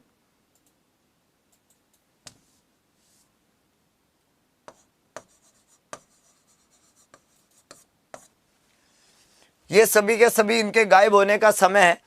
तो सबसे लेट गायब होता है बेबिंस्की रिफ्लेक्स, उसके जस्ट आधे समय में गायब होता है मोरो रिफ्लेक्स, और बाकी वाले उससे भी पहले गायब हो जाते हैं। अलग अलग समय यहाँ पे रहता है। टॉनिक नेक रिफ्लेक्स जो है वो 3 से 4 महीने में होगा, इस बात का आपको ध्यान रखना है। 3 to 4 मंथ।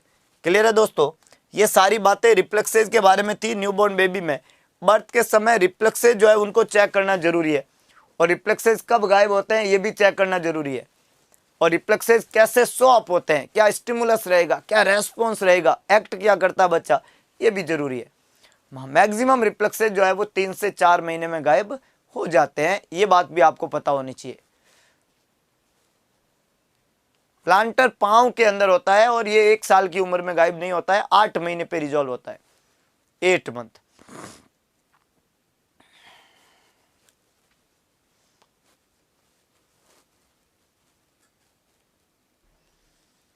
एक न्यूबॉर्न बेबी को आप असेस कर रहे हो, identify immediate after birth will probably necessitate prolong follow up care.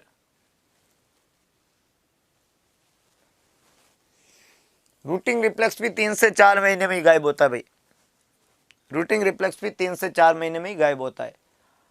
जवाब लिखे प्यारे दोस्तों, आराम से सोचें, पूरा समय ले, फिर अपना जवाब लिखे, और वो भी बेस्ट।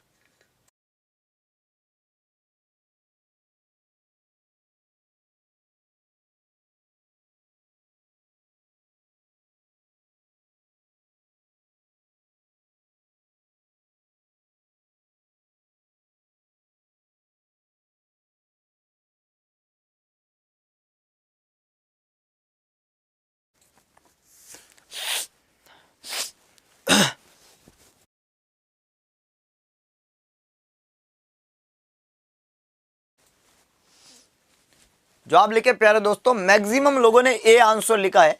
हमने सवाल पूछा है कि एक न्यूबॉर्न बेबी का आप असेसमेंट कर रहे हो और आपने आइडेंटिफाई किया इमीडिएट आफ्टर बर्थ। कौन सी चीज आपने आइडेंटिफाई की जो ये बता रही है कि प्रोलॉन्ग फॉलोअप केयर का जरूरत पड़ेगा। मतलब बच्चा पैदा हुआ, उसके अंदर आपने पैदा होते ही कुछ ऐसी चीज देखी, आपने बोला ओ नो, ये बच्चे का तो बहुत ज़्यादा बार हॉस्पिटल आना पड़ेगा भाई, इसको तो बार बार हॉस्पिटल आना पड़ेगा, इसके तो ये मामला है, इसके वो मामला है। ऐसा कौन सा चीज़ आपने जन्म के समय देखा कि आपको ये लगा कि बच्चे को लंबे समय तक हॉस्पिटल में आना पड़ेगा।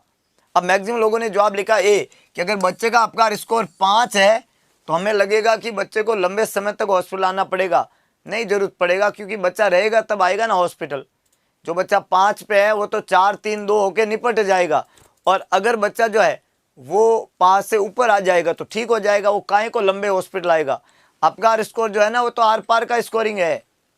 यहाँ पे तो बच्चा या तो जिएगा या तो चला जाएगा, है ना, या तो करेगा या मरेगा।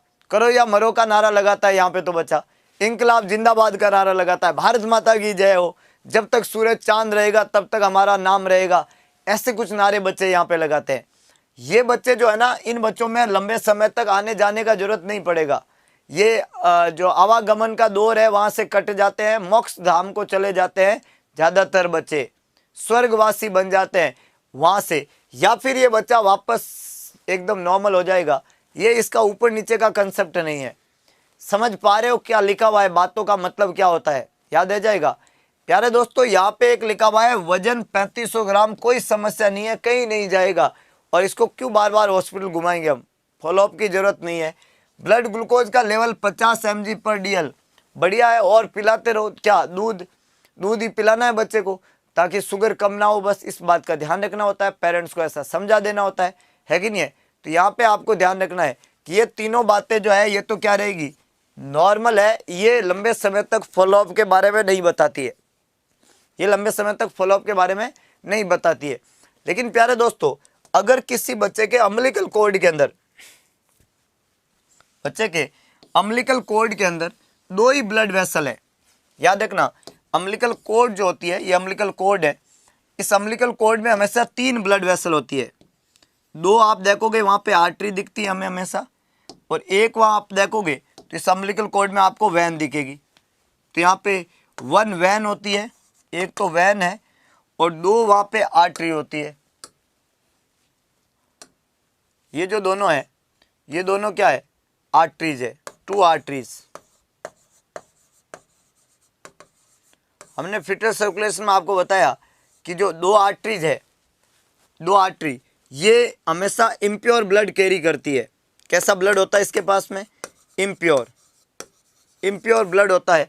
और ये जो इम्प्योर ब्लड होता है आर्टरी के पास में, सैचुरेशन रहता है उसका 55 से 65%। और ये सैचुरेशन वाला ब्लड इस अम्बिलिकल आर्टरीज के थ्रू प्लासेंटा तक जाता है। प्लासेंटा उनके अंदर ऑक्सीजन ऐड करती है, और अम्बिलिकल वैन जो होती है वो हमेशा प्योर ब्लड कैरी करती है। और इसके अंदर जो है ऑक्सीजन का सैचुरेशन जो होता है वो हमेशा 80% होता है मैक्सिमम, 100% नहीं होता है, 80% मैक्सिमम होता है। प्योर ब्लड होता है अम्बिलिकल वैन के अंदर। तो 1 वैन होती है और 2 आर्टरी होती है। अम्बिलिकल आर्टरी तो नंबर में 2 होती है, और वैन हमेशा 1 होती है, 1 होती है। इस बात को आपको ध्यान रखना है। अब इस अम्बिलिकल कॉर्ड में 2 ही वेसल है, अब चाहे उनको आर्टरी मानो चाहे वैन हो, जो भी है, एक आर्टरी एक वैन या दोनों आर्टरी जो भी हुआ है। अब बच्चे में अगर 2 ही वेसल है तो आप क्या समझते हो कि एक प्रॉब्लम कंजेनाइटल है और एक कंजेनिटल प्रॉब्लम हमें बाहर दिख रही है, तो 100% अंदर कंजेनिटल प्रॉब्लम होगी। बच्चे को कहीं ना कहीं कंजेनिटल हार्ट डिजीज होगी, कोई ना कोई पेल्विक एजेनेसिस होगा, कोई ना कोई रीनल एजेनेसिस वगैरह कुछ ना कुछ तो होगा। जब बच्चे में खुद में कोई डिफेक्ट है, ब्लड वेसल में, अम्बिलिकल ब्लड वेसल में डिफेक्ट है, तो बहुत ज़्यादा ज़रूरत है कि इस बच्चे को बार बार हॉस्पिटल घुमाना पड़ेगा, इस बच्चे का पूरा इलाज करना पड़ेगा। और ये बच्चा जो है वो कॉन्स्टेंटली फॉलोअप में रहेगा, क्योंकि उसको कोई ना कोई जो कंजेनिटल बीमारी है उस बीमारी के ट्रीटमेंट के लिए बार बार हॉस्पिटल आना पड़ता है। तो अगर किसी न्यूबॉर्न बेबी का बर्थ के समय अम्बिलिकल कॉर्ड में 2 ही ब्लड वेसल है, ये कंजेनिटल प्रॉब्लम को इंडिकेट करता है। फॉलोअप तब होता है जब बच्चे को कोई कंजेनिटल प्रॉब्लम हो।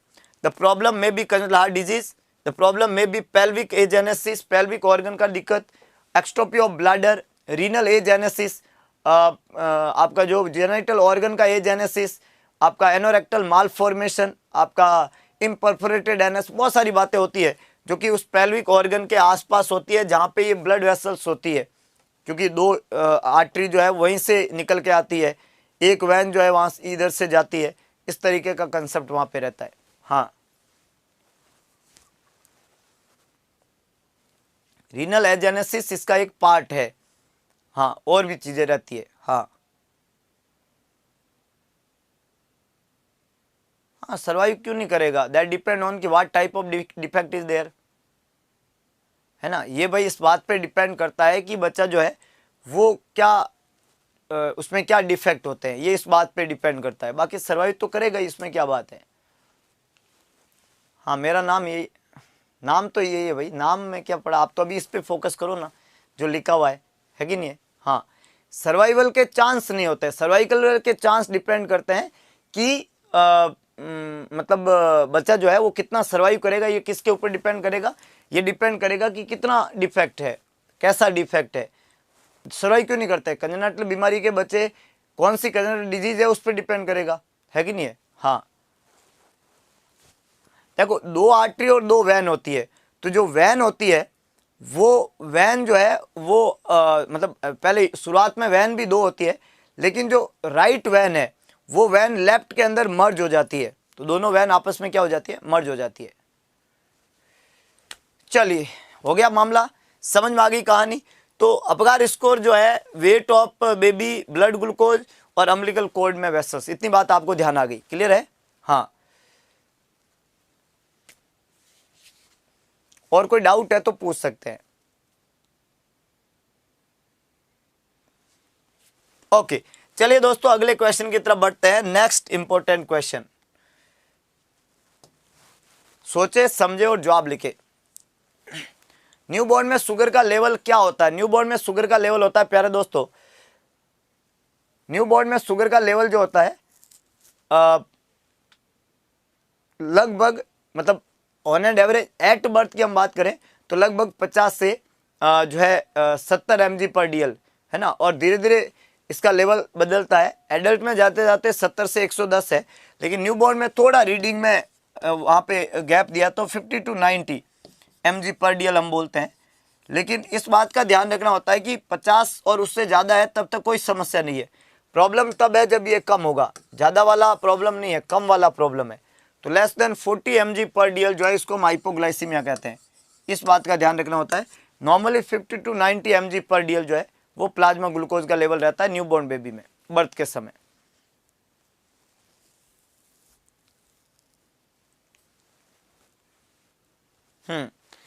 तो अब है 3 महीने का बच्चा है, मॉडरेट डिहाइड्रेशन हुआ है, आप क्या असेस करेंगे बच्चे में, 3 महीने का बच्चा है मॉडरेट डिहाइड्रेशन का।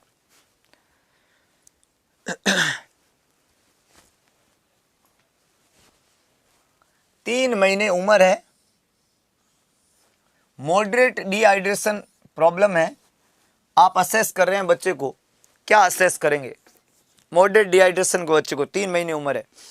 पहला लिखा हुआ है ओलिगो यूरिया, दूसरा है बल्जिंग आई, तीसरा है संकन पोस्टीरियर फॉन्टनल, चौथा है पेल skin colour. Very easy, very easy. Moderate dehydration, 3 महीने का बच्चा।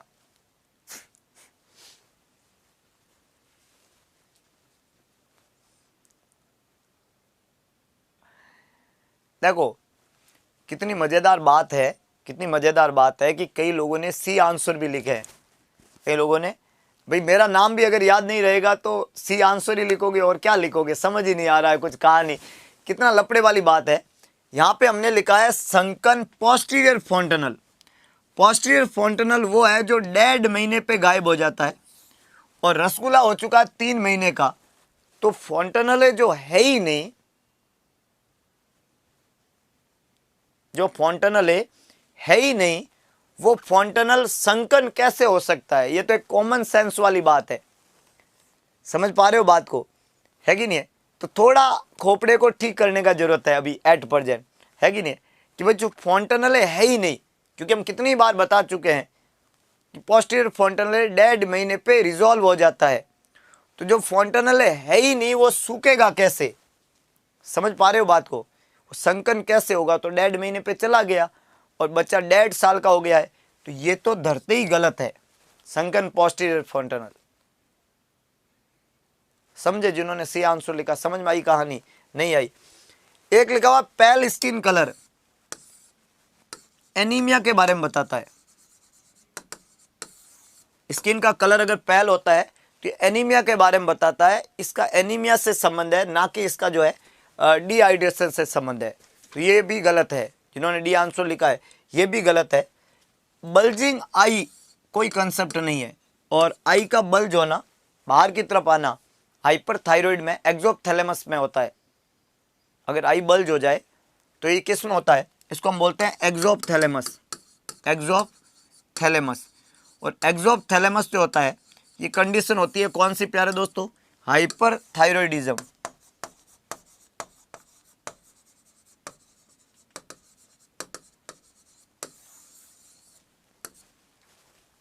हाइपरथायरॉइडिज्म, तो ये भी यहाँ पे जवाब नहीं बनेगा। ओलिगोयूरिया, जी हाँ दोस्तों, जब मैं डिहाइड्रेशन के सिम्टम की बात करूं तो ओरल म्यूकोसा का ड्राई होना, आंखों का थोड़ा ड्राई होना, और इसके अलावा हम वहाँ पे बात करते हैं कि बच्चे का जो है वाइटल्स में चेंजेज आना, दैट स्लाइट लेटर, और स्किन का टर्गर लूज हो जाना, और एक इम्पोर्टेंट साइन है यूरिन आउटपुट का कम हो जाना। सीवियर डिहाइड्रेशन में तो एनीयूरिया होता है, लेकिन जब ये डिहाइड्रेशन होता है, कौन सा dehydration, mild to moderate dehydration, जिसको हम सम डिहाइड्रेशन कहते हैं, वहाँ पे ओलिगोयूरिया देखने को मिलता है। तो ओलिगोयूरिया का बेसिक कंसेप्ट है कि यूरिन आउटपुट का 24 आवर्स में लेस देन नॉर्मल से कम होना, 24 घंटे में टोटल यूरिन आउटपुट का कम आना ओलिगोयूरिया में काउंट होगा। जो बच्चे में 1 ml 0.5 to 1 ml पर मिनट के आधार पे यूरिन आउटपुट होना चाहिए था और वो उतना नहीं आ रहा है, कंडीशन ओलिगोयूरिया कहलाएगी। तो ओलिगोयूरिया एकमात्र यहाँ पे सिम्टम है, बाकी सब गलत है। इसलिए बाकी सब गलत क्यों है, क्योंकि पेल स्किन कलर एनीमिया के बारे में बताता है, पहली बात। दूसरा, संकन पोस्टीरियर फोंटनल, 1.5 महीने की उम्र में संकन पोस्टीरियर फोंटनल जो है वो कैसे होंगे जब फोंटनल ही नहीं है यहाँ पे, है कि नहीं है। और बल्जिंग आई जो है वो एक्सोथैलेमस में देखने को मिलती है। क्लियर है, याद रह जाएगा, आसान है।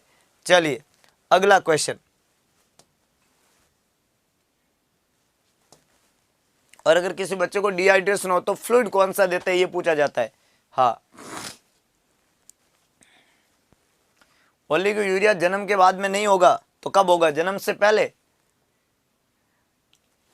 क्या बात कर रहे हो, जन्म के बाद में ओलिगोयूरिया नहीं होगा तो कब होगा, जन्म से पहले होगा ओलिगोयूरिया। मुझे ऐसा लग रहा है कि आप ओलिगो हाइड्रोअम्नियोज और ओलिगोयूरिया को डिफ्रेंशिएट ही नहीं कर पा रहे हो।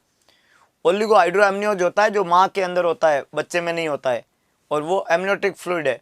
ओलिगोयूरिया तो जन्म के बाद ही होता है, आज भी हो सकता है मेरे को, अगर किडनी सही से काम नहीं करे और शरीर में पानी की कमी हो जाए तो ओलिगोयूरिया तो जन्म के बाद ही होगा, आज भी हो सकता है, ये हम कह रहे हैं, है कि नहीं है। हाँ, थोड़ा कंसेप्ट क्लियर रखे प्यारे दोस्तों, ओलिगो हाइड्रोअम्नियोज अलग है, ओलिगोयूरिया अलग है, हैं? चलिए अगला क्वेश्चन, छोटा क्वेश्चन पूरा पढ़ लो, जवाब मत टिकाओ कुछ भी, मैंने बदल दिया है क्वेश्चन में कुछ ना कुछ, याद रखना, है कि नहीं है। तो पूरा क्वेश्चन पढ़ लो पहले, फिर मत कहना अरे सर यार ये तो हमने ध्यान दिया ही नहीं, हमने तो सीधा ही टिका दिया वहाँ पे जो भी सामने आया। तो सवाल पूरा पढ़ लो पहले, नेगेटिव पॉजिटिव क्या लिखा है, कौन सा ब्लड ग्रुप लिखा है, तभी जवाब दे पाएंगे अपन, है कि नहीं है। हाँ,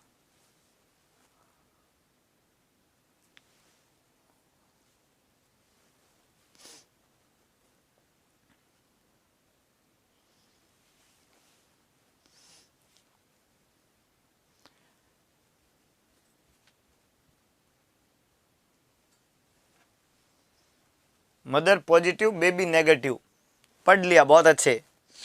चलिए तो पढ़ते हैं, बच्चा जो है ORH पॉजिटिव है, तो बच्चा है पेशेंट जो है उसका ब्लड ग्रुप है O पॉजिटिव, पेशेंट का ब्लड ग्रुप, उसने बर्थ दिया है नियोनेट को, उसका ब्लड ग्रुप है B नेगेटिव।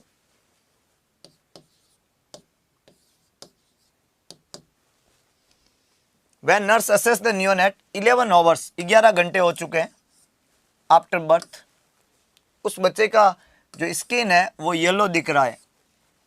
11 घंटे, 11 घंटे का मतलब होता है लेस देन 24 आवर्स, 24 घंटे से कम ही होते हैं 11। तो जॉन्डिस जो है वो फिजियोलॉजिकल नहीं है, पैथोलॉजिकल है। पैथोलॉजिकल जॉन्डिस होने के दो कारण हो सकते हैं, दो कारण कौन कौन से हो सकते हैं, एक है RH इनकम्पेटिबिलिटी,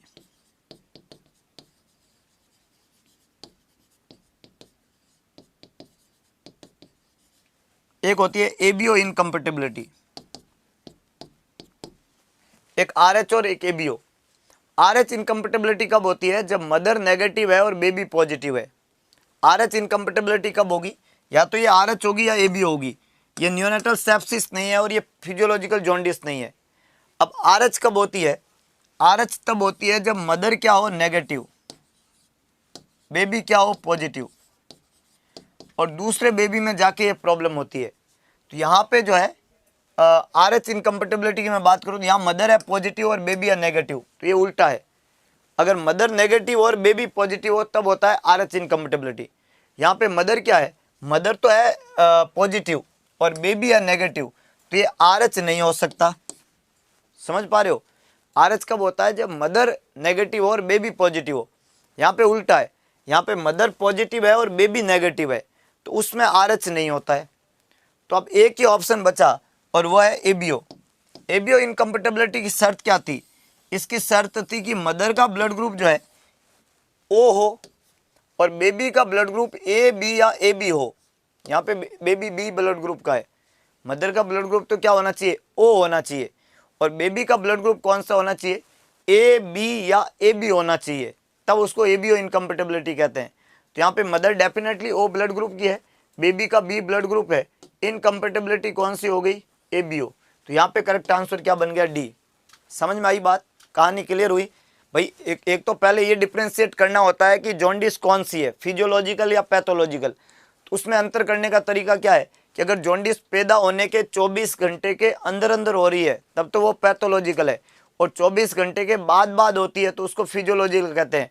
तो यहाँ पे जॉन्डिस 24 घंटे के अंदर अंदर हुई है क्योंकि बच्चा 11 घंटे का हुआ है और जॉन्डिस हो गया है। तो जब 24 घंटे के अंदर अंदर हुआ है तब उसको फिजियोलॉजिकल कहते हैं, और 24 घंटे के बाद हो तब उसको पैथोलॉजिकल कहते हैं। और इस तरह की इनकम्पेटिबिलिटी को हम आरएच और एबीओ दो से कहते हैं, तो ये एबीओ इनकम्पेटिबिलिटी हुआ।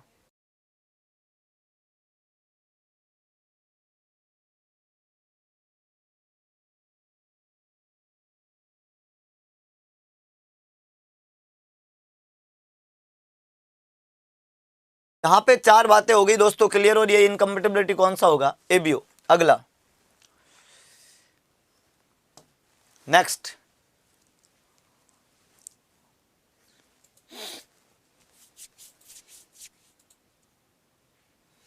उल्टा बोल गए। क्या बोल गए भाई? 24 घंटे के अंदर वाला पैथोलॉजिकल है, बाद वाला फिजियोलॉजिकल है। सही तो है, इसमें उल्टा क्या है बताओ? हाँ, पैथोलॉजिकल 24 घंटे के अंदर ही होगा, उल्टा कहाँ है? सीधा ही तो है। ये 11 घंटे हुए ना, तो 24 घंटे कहाँ हुए अभी? और 24 घंटे के अंदर अंदर है वो पैथोलॉजिकल है। सभी बातें क्लियर है ना? दो कारण हमने यहाँ पे बता दिया आपको, हैं?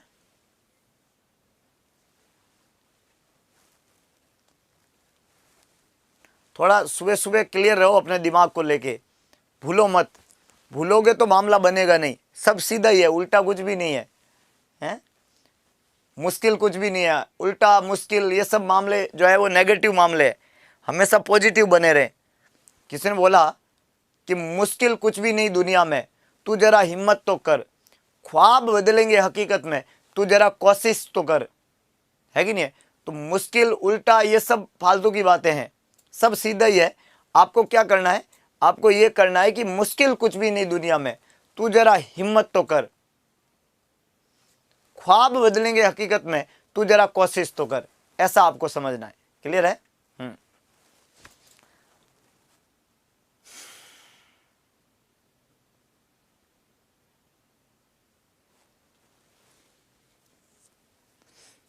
सर को घुमा रहे हैं, और सर को घुमाओ भाई थोड़ा। हम भी चाहते हैं। कहाँ कहीं ले जाओगे? फॉरेन टूर पे ले जाओगे या यहीं घुमाओगे? हैं, कहाँ घुमाओगे? सर तो घूम लेंगे, लेकिन आप एग्जाम में मत घूम जाना। हाथ जोड़ के विनती है स्कूलों की, एग्जाम में थोड़ा दिमाग को स्टेबिलिटी के साथ में पढ़ना। ये सवाल जो है ना वो नचाएंगे आपको, घुमाएंगे नहीं।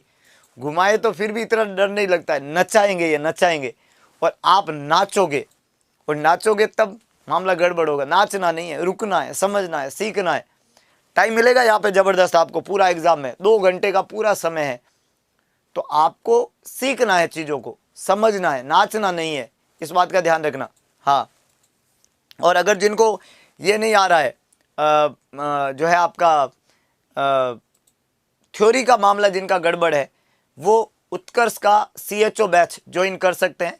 CHO स्पेशल बैच जो है उत्कर्ष का CHO स्पेशल बैच है, जहाँ पे कंप्लीट थ्योरी आपको पढ़ाई जाती है। ऑफलाइन लाइव फ्रॉम क्लासरूम रहता है, आप ऑनलाइन भी ज्वाइन कर सकते हो। कंप्लीट थ्योरी पढ़ाई जाती है, 12 से 4 बजे डेली क्लास होती है। नया बैच भी हम प्लान कर रहे हैं, तो आप इसके लिए कॉन्फिडेंट हो सकते हो। और इस थ्योरी लेक्चर में आपको सारे प्रिंटेड नोट्स मिलते हैं। आपको डेली प्रैक्टिस के लिए वहाँ पे DPP मिलती है, डेली प्रैक्टिस पेपर भी वहाँ पे मिलते हैं। वीकली टेस्ट होता है, OMAR टेस्ट, वीकली टेस्ट वहाँ पे कंडक्ट होता है। बहुत सारी बातें हैं जो एक एक करके वहाँ पे आप लोगों से इंटरेक्ट की जाती है। CHO स्पेशल बैच के अंदर स्पेशल तैयारी, ऐसी तैयारी जो जीत वाली तैयारी हो, ऐसी तैयारी जो आपको हमेशा आगे रखने वाली तैयारी हो। बस ज़रूरत है आपको तैयार रहने की और इस महाकुंभ में, इस तैयारी वाले महाकुंभ में खुद को डुबकी लगवाने की। अगर आप डुबकी लगवाना चाहते हैं तो आप समझ सकते हैं, इन चीज़ों को सीख सकते हैं, सोच सकते हैं और चीज़ों को क्लैरिफाई कर सकते हैं। तो ये डेली क्लास होता है, हमेशा पढ़े, समझे, सीखे, अच्छा पढ़े, बढ़िया पढ़े। और ये थ्योरेटिकल क्लास को आप ज्वाइन कर सकते हैं, ऑफलाइन भी आ सकते हैं, ऑनलाइन भी आप रह सकते हैं। हर वीकली टेस्ट होता है, हर संडे को टेस्ट, जैसे कल संडे था 4:15 से 6:15 टेस्ट होता है। और ये जो है बैच जो है वो डेली लगता है। इसको आप ऑफलाइन भी ले सकते हो और ऑनलाइन भी लाइव फ्रॉम क्लासरूम ले सकते हो। हाँ, ये इजी क्वेश्चन है जो नेफ्रोटिक सिंड्रोम का क्वेश्चन है। आप सभी को पता होना चाहिए, जब हम नेफ्रोटिक सिंड्रोम को पढ़ते हैं तो एक ट्राइंगल बहुत इंपॉर्टेंट है नेफ्रोटिक सिंड्रोम में। ट्राइंगल क्या है नेफ्रोटिक सिंड्रोम का? ट्राइंगल क्या है नेफ्रोटिक सिंड्रोम का, बताइए।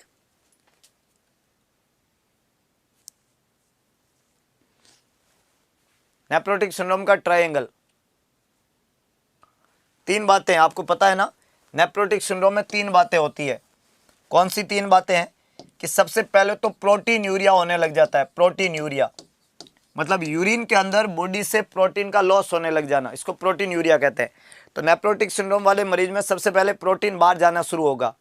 जो प्रोटीन बाहर जाना शुरू होगा तो आपके ब्लड में प्रोटीन की कमी हो जाती है, इसको हाइपोएल्ब्यूमिनीमिया कहते हैं। एल्ब्यूमिन प्रोटीन का बॉडी में कमी हो जाना, हाइपोएल्ब्यूमिनीमिया। और उसकी वजह से वहाँ पे क्या होगा, प्रोटीन यूरिया से एल्ब्यूमिन कम हुआ और एल्ब्यूमिन कम हुआ तो पूरी बॉडी में जनरलाइज एडिमा हो गया। पूरी बॉडी में प्यारे दोस्तों क्या हो गया, एडिमा। तो एक तो प्रोटीन यूरिया हुआ, एक बॉडी में प्रोटीन एल्ब्यूमिन का कमी हुआ और बॉडी में क्या हो गया, पूरा सूजन आ गया। इन 3 चीज़ों के ट्राइंगल को क्या बोलते हैं, नेफ्रोटिक सिंड्रोम। क्या बोलते हैं प्यारे दोस्तों, नेफ्रोटिक सिंड्रोम। ये नेफ्रोटिक सिंड्रोम है। अब किसी बच्चे में अगर ये तीनों सिम्टम एक साथ है तो इसको रोकने का तरीका क्या है, आपको सबसे पहले इसको ट्रीट करना पड़ेगा, प्रोटीन यूरिया को। प्रोटीन यूरिया को कम करने के लिए बच्चे को यहाँ पे दिया जाता है स्टीरॉइड। क्या देते हैं, स्टीरॉइड। और स्टीरॉइड जैसे एग्जाम्पल के रूप में प्रेडनिसोन। तो प्रेडनिसोन एक स्टेरॉइड है जो बच्चे को दिया जाएगा। स्टेरॉइड का रोल है प्रोटीन यूरिया को ठीक करना। तो यहाँ पे बच्चे को स्टेरॉइड दिया जाएगा और इससे प्रोटीन यूरिया कम होगा तो एल्ब्यूमिन की कमी होना दूर हो जाएगी, तो वो बच्चा जो है उसमें एडिमा नहीं होगा। ये पूरा ट्रीटमेंट का तरीका रहता है। अब जब आपको जब बॉडी के अंदर ये प्रॉब्लम अकरेंस होती है तो हमारा बॉडी कंपनसेट करते हुए लीवर से खूब सारा लिपिड बना देता है, उसको बोलते हैं हाइपरलिपिडीमिया। तो लिपिड का लेवल जो है वो ज़्यादा हो जाता है, प्रोटीन कम हो जाता है, एल्ब्यूमिन की कमी हो जाती है और बॉडी में एडिमा हो जाता है। इस तरह की बीमारी को नेफ्रोटिक सिंड्रोम कहते हैं। तो यहाँ पे लिपिड जो है वो बॉडी में बढ़ जाते हैं और इसको हाइपरलिपिडीमिया या इसको डिसलिपिडीमिया भी कहते हैं। क्या कहते हैं, डिसलिपिडीमिया। हाइपरलिपिडीमिया बोल दो या इसके लिए एक और टर्म यूज़ कर सकते हैं हम, डिसलिपिडीमिया। डिसलिपिडीमिया और हाइपरलिपिडीमिया में क्या फ़र्क है सर, क्या अंतर होता है?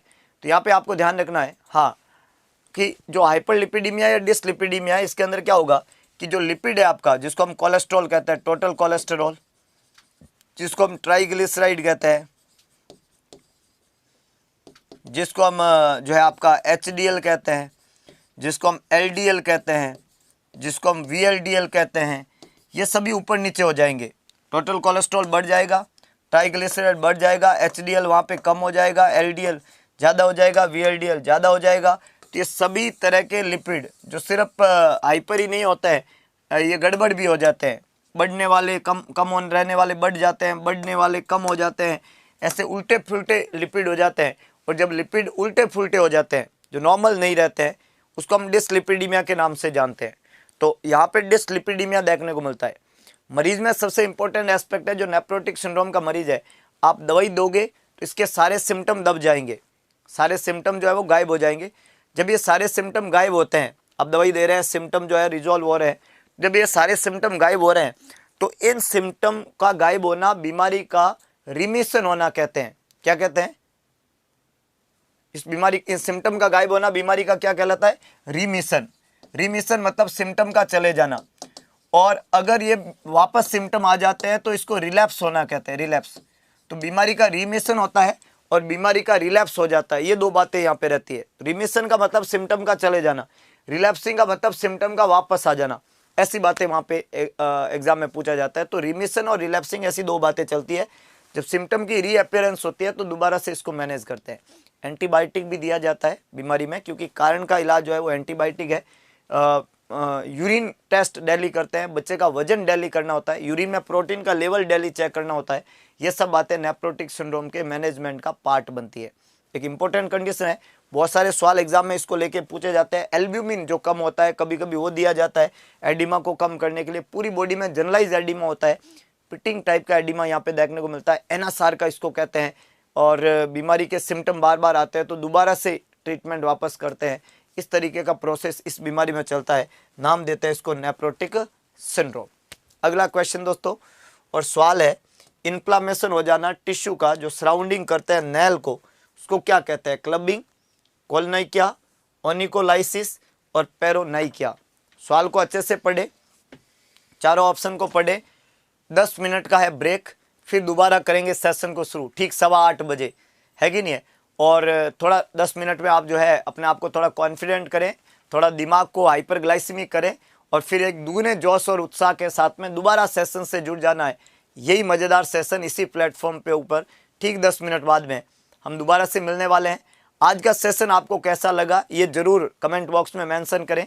सवाल का जवाब सभी लोगों को लिखना है वीडियो के अंत में कमेंट बॉक्स में, और सबसे बेस्ट आंसर लिखना है विद रैशनल है। ये सबसे इंपॉर्टेंट एस्पेक्ट है। तो देते हैं आज के सेशन को यहीं पे विराम। मज़ेदार सेशन, अभी ठीक 10 मिनट बाद में सेकंड सेशन हम पढ़ने वाले हैं, स्पेशल सीएच जो है नॉट सेट सेशन।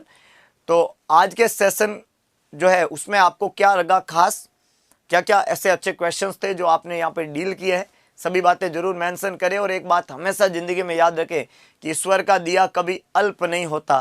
प्यारे दोस्तों, ईश्वर का दिया कभी अल्प नहीं होता, जो टूट जाए वो संकल्प नहीं होता। अपना संकल्प बड़ा ज़बरदस्त है कि सिर्फ सिलेक्शन नहीं, रैंक चाहिए। तो जो टूट जाए वो संकल्प नहीं होता। हार को लक्ष्य से दूरी रखना मेरे दोस्त, हार को लक्ष्य से दूरी रखना मेरे दोस्त, क्योंकि जीत का कोई विकल्प नहीं होता और हम पैदा हुए जीतने के लिए। संकल्प सिर्फ एक है, जब तक तोड़ेंगे नहीं तब तक छोड़ेंगे नहीं। तो फिर मिलते हैं दोबारा कल सुबह 6 बजे सीएचओ सेशन में, और आज ठीक 10 मिनट बाद में नॉट सेट सेशन में। तब तक के लिए जय हिंद, जय भारत, जय महाकाल।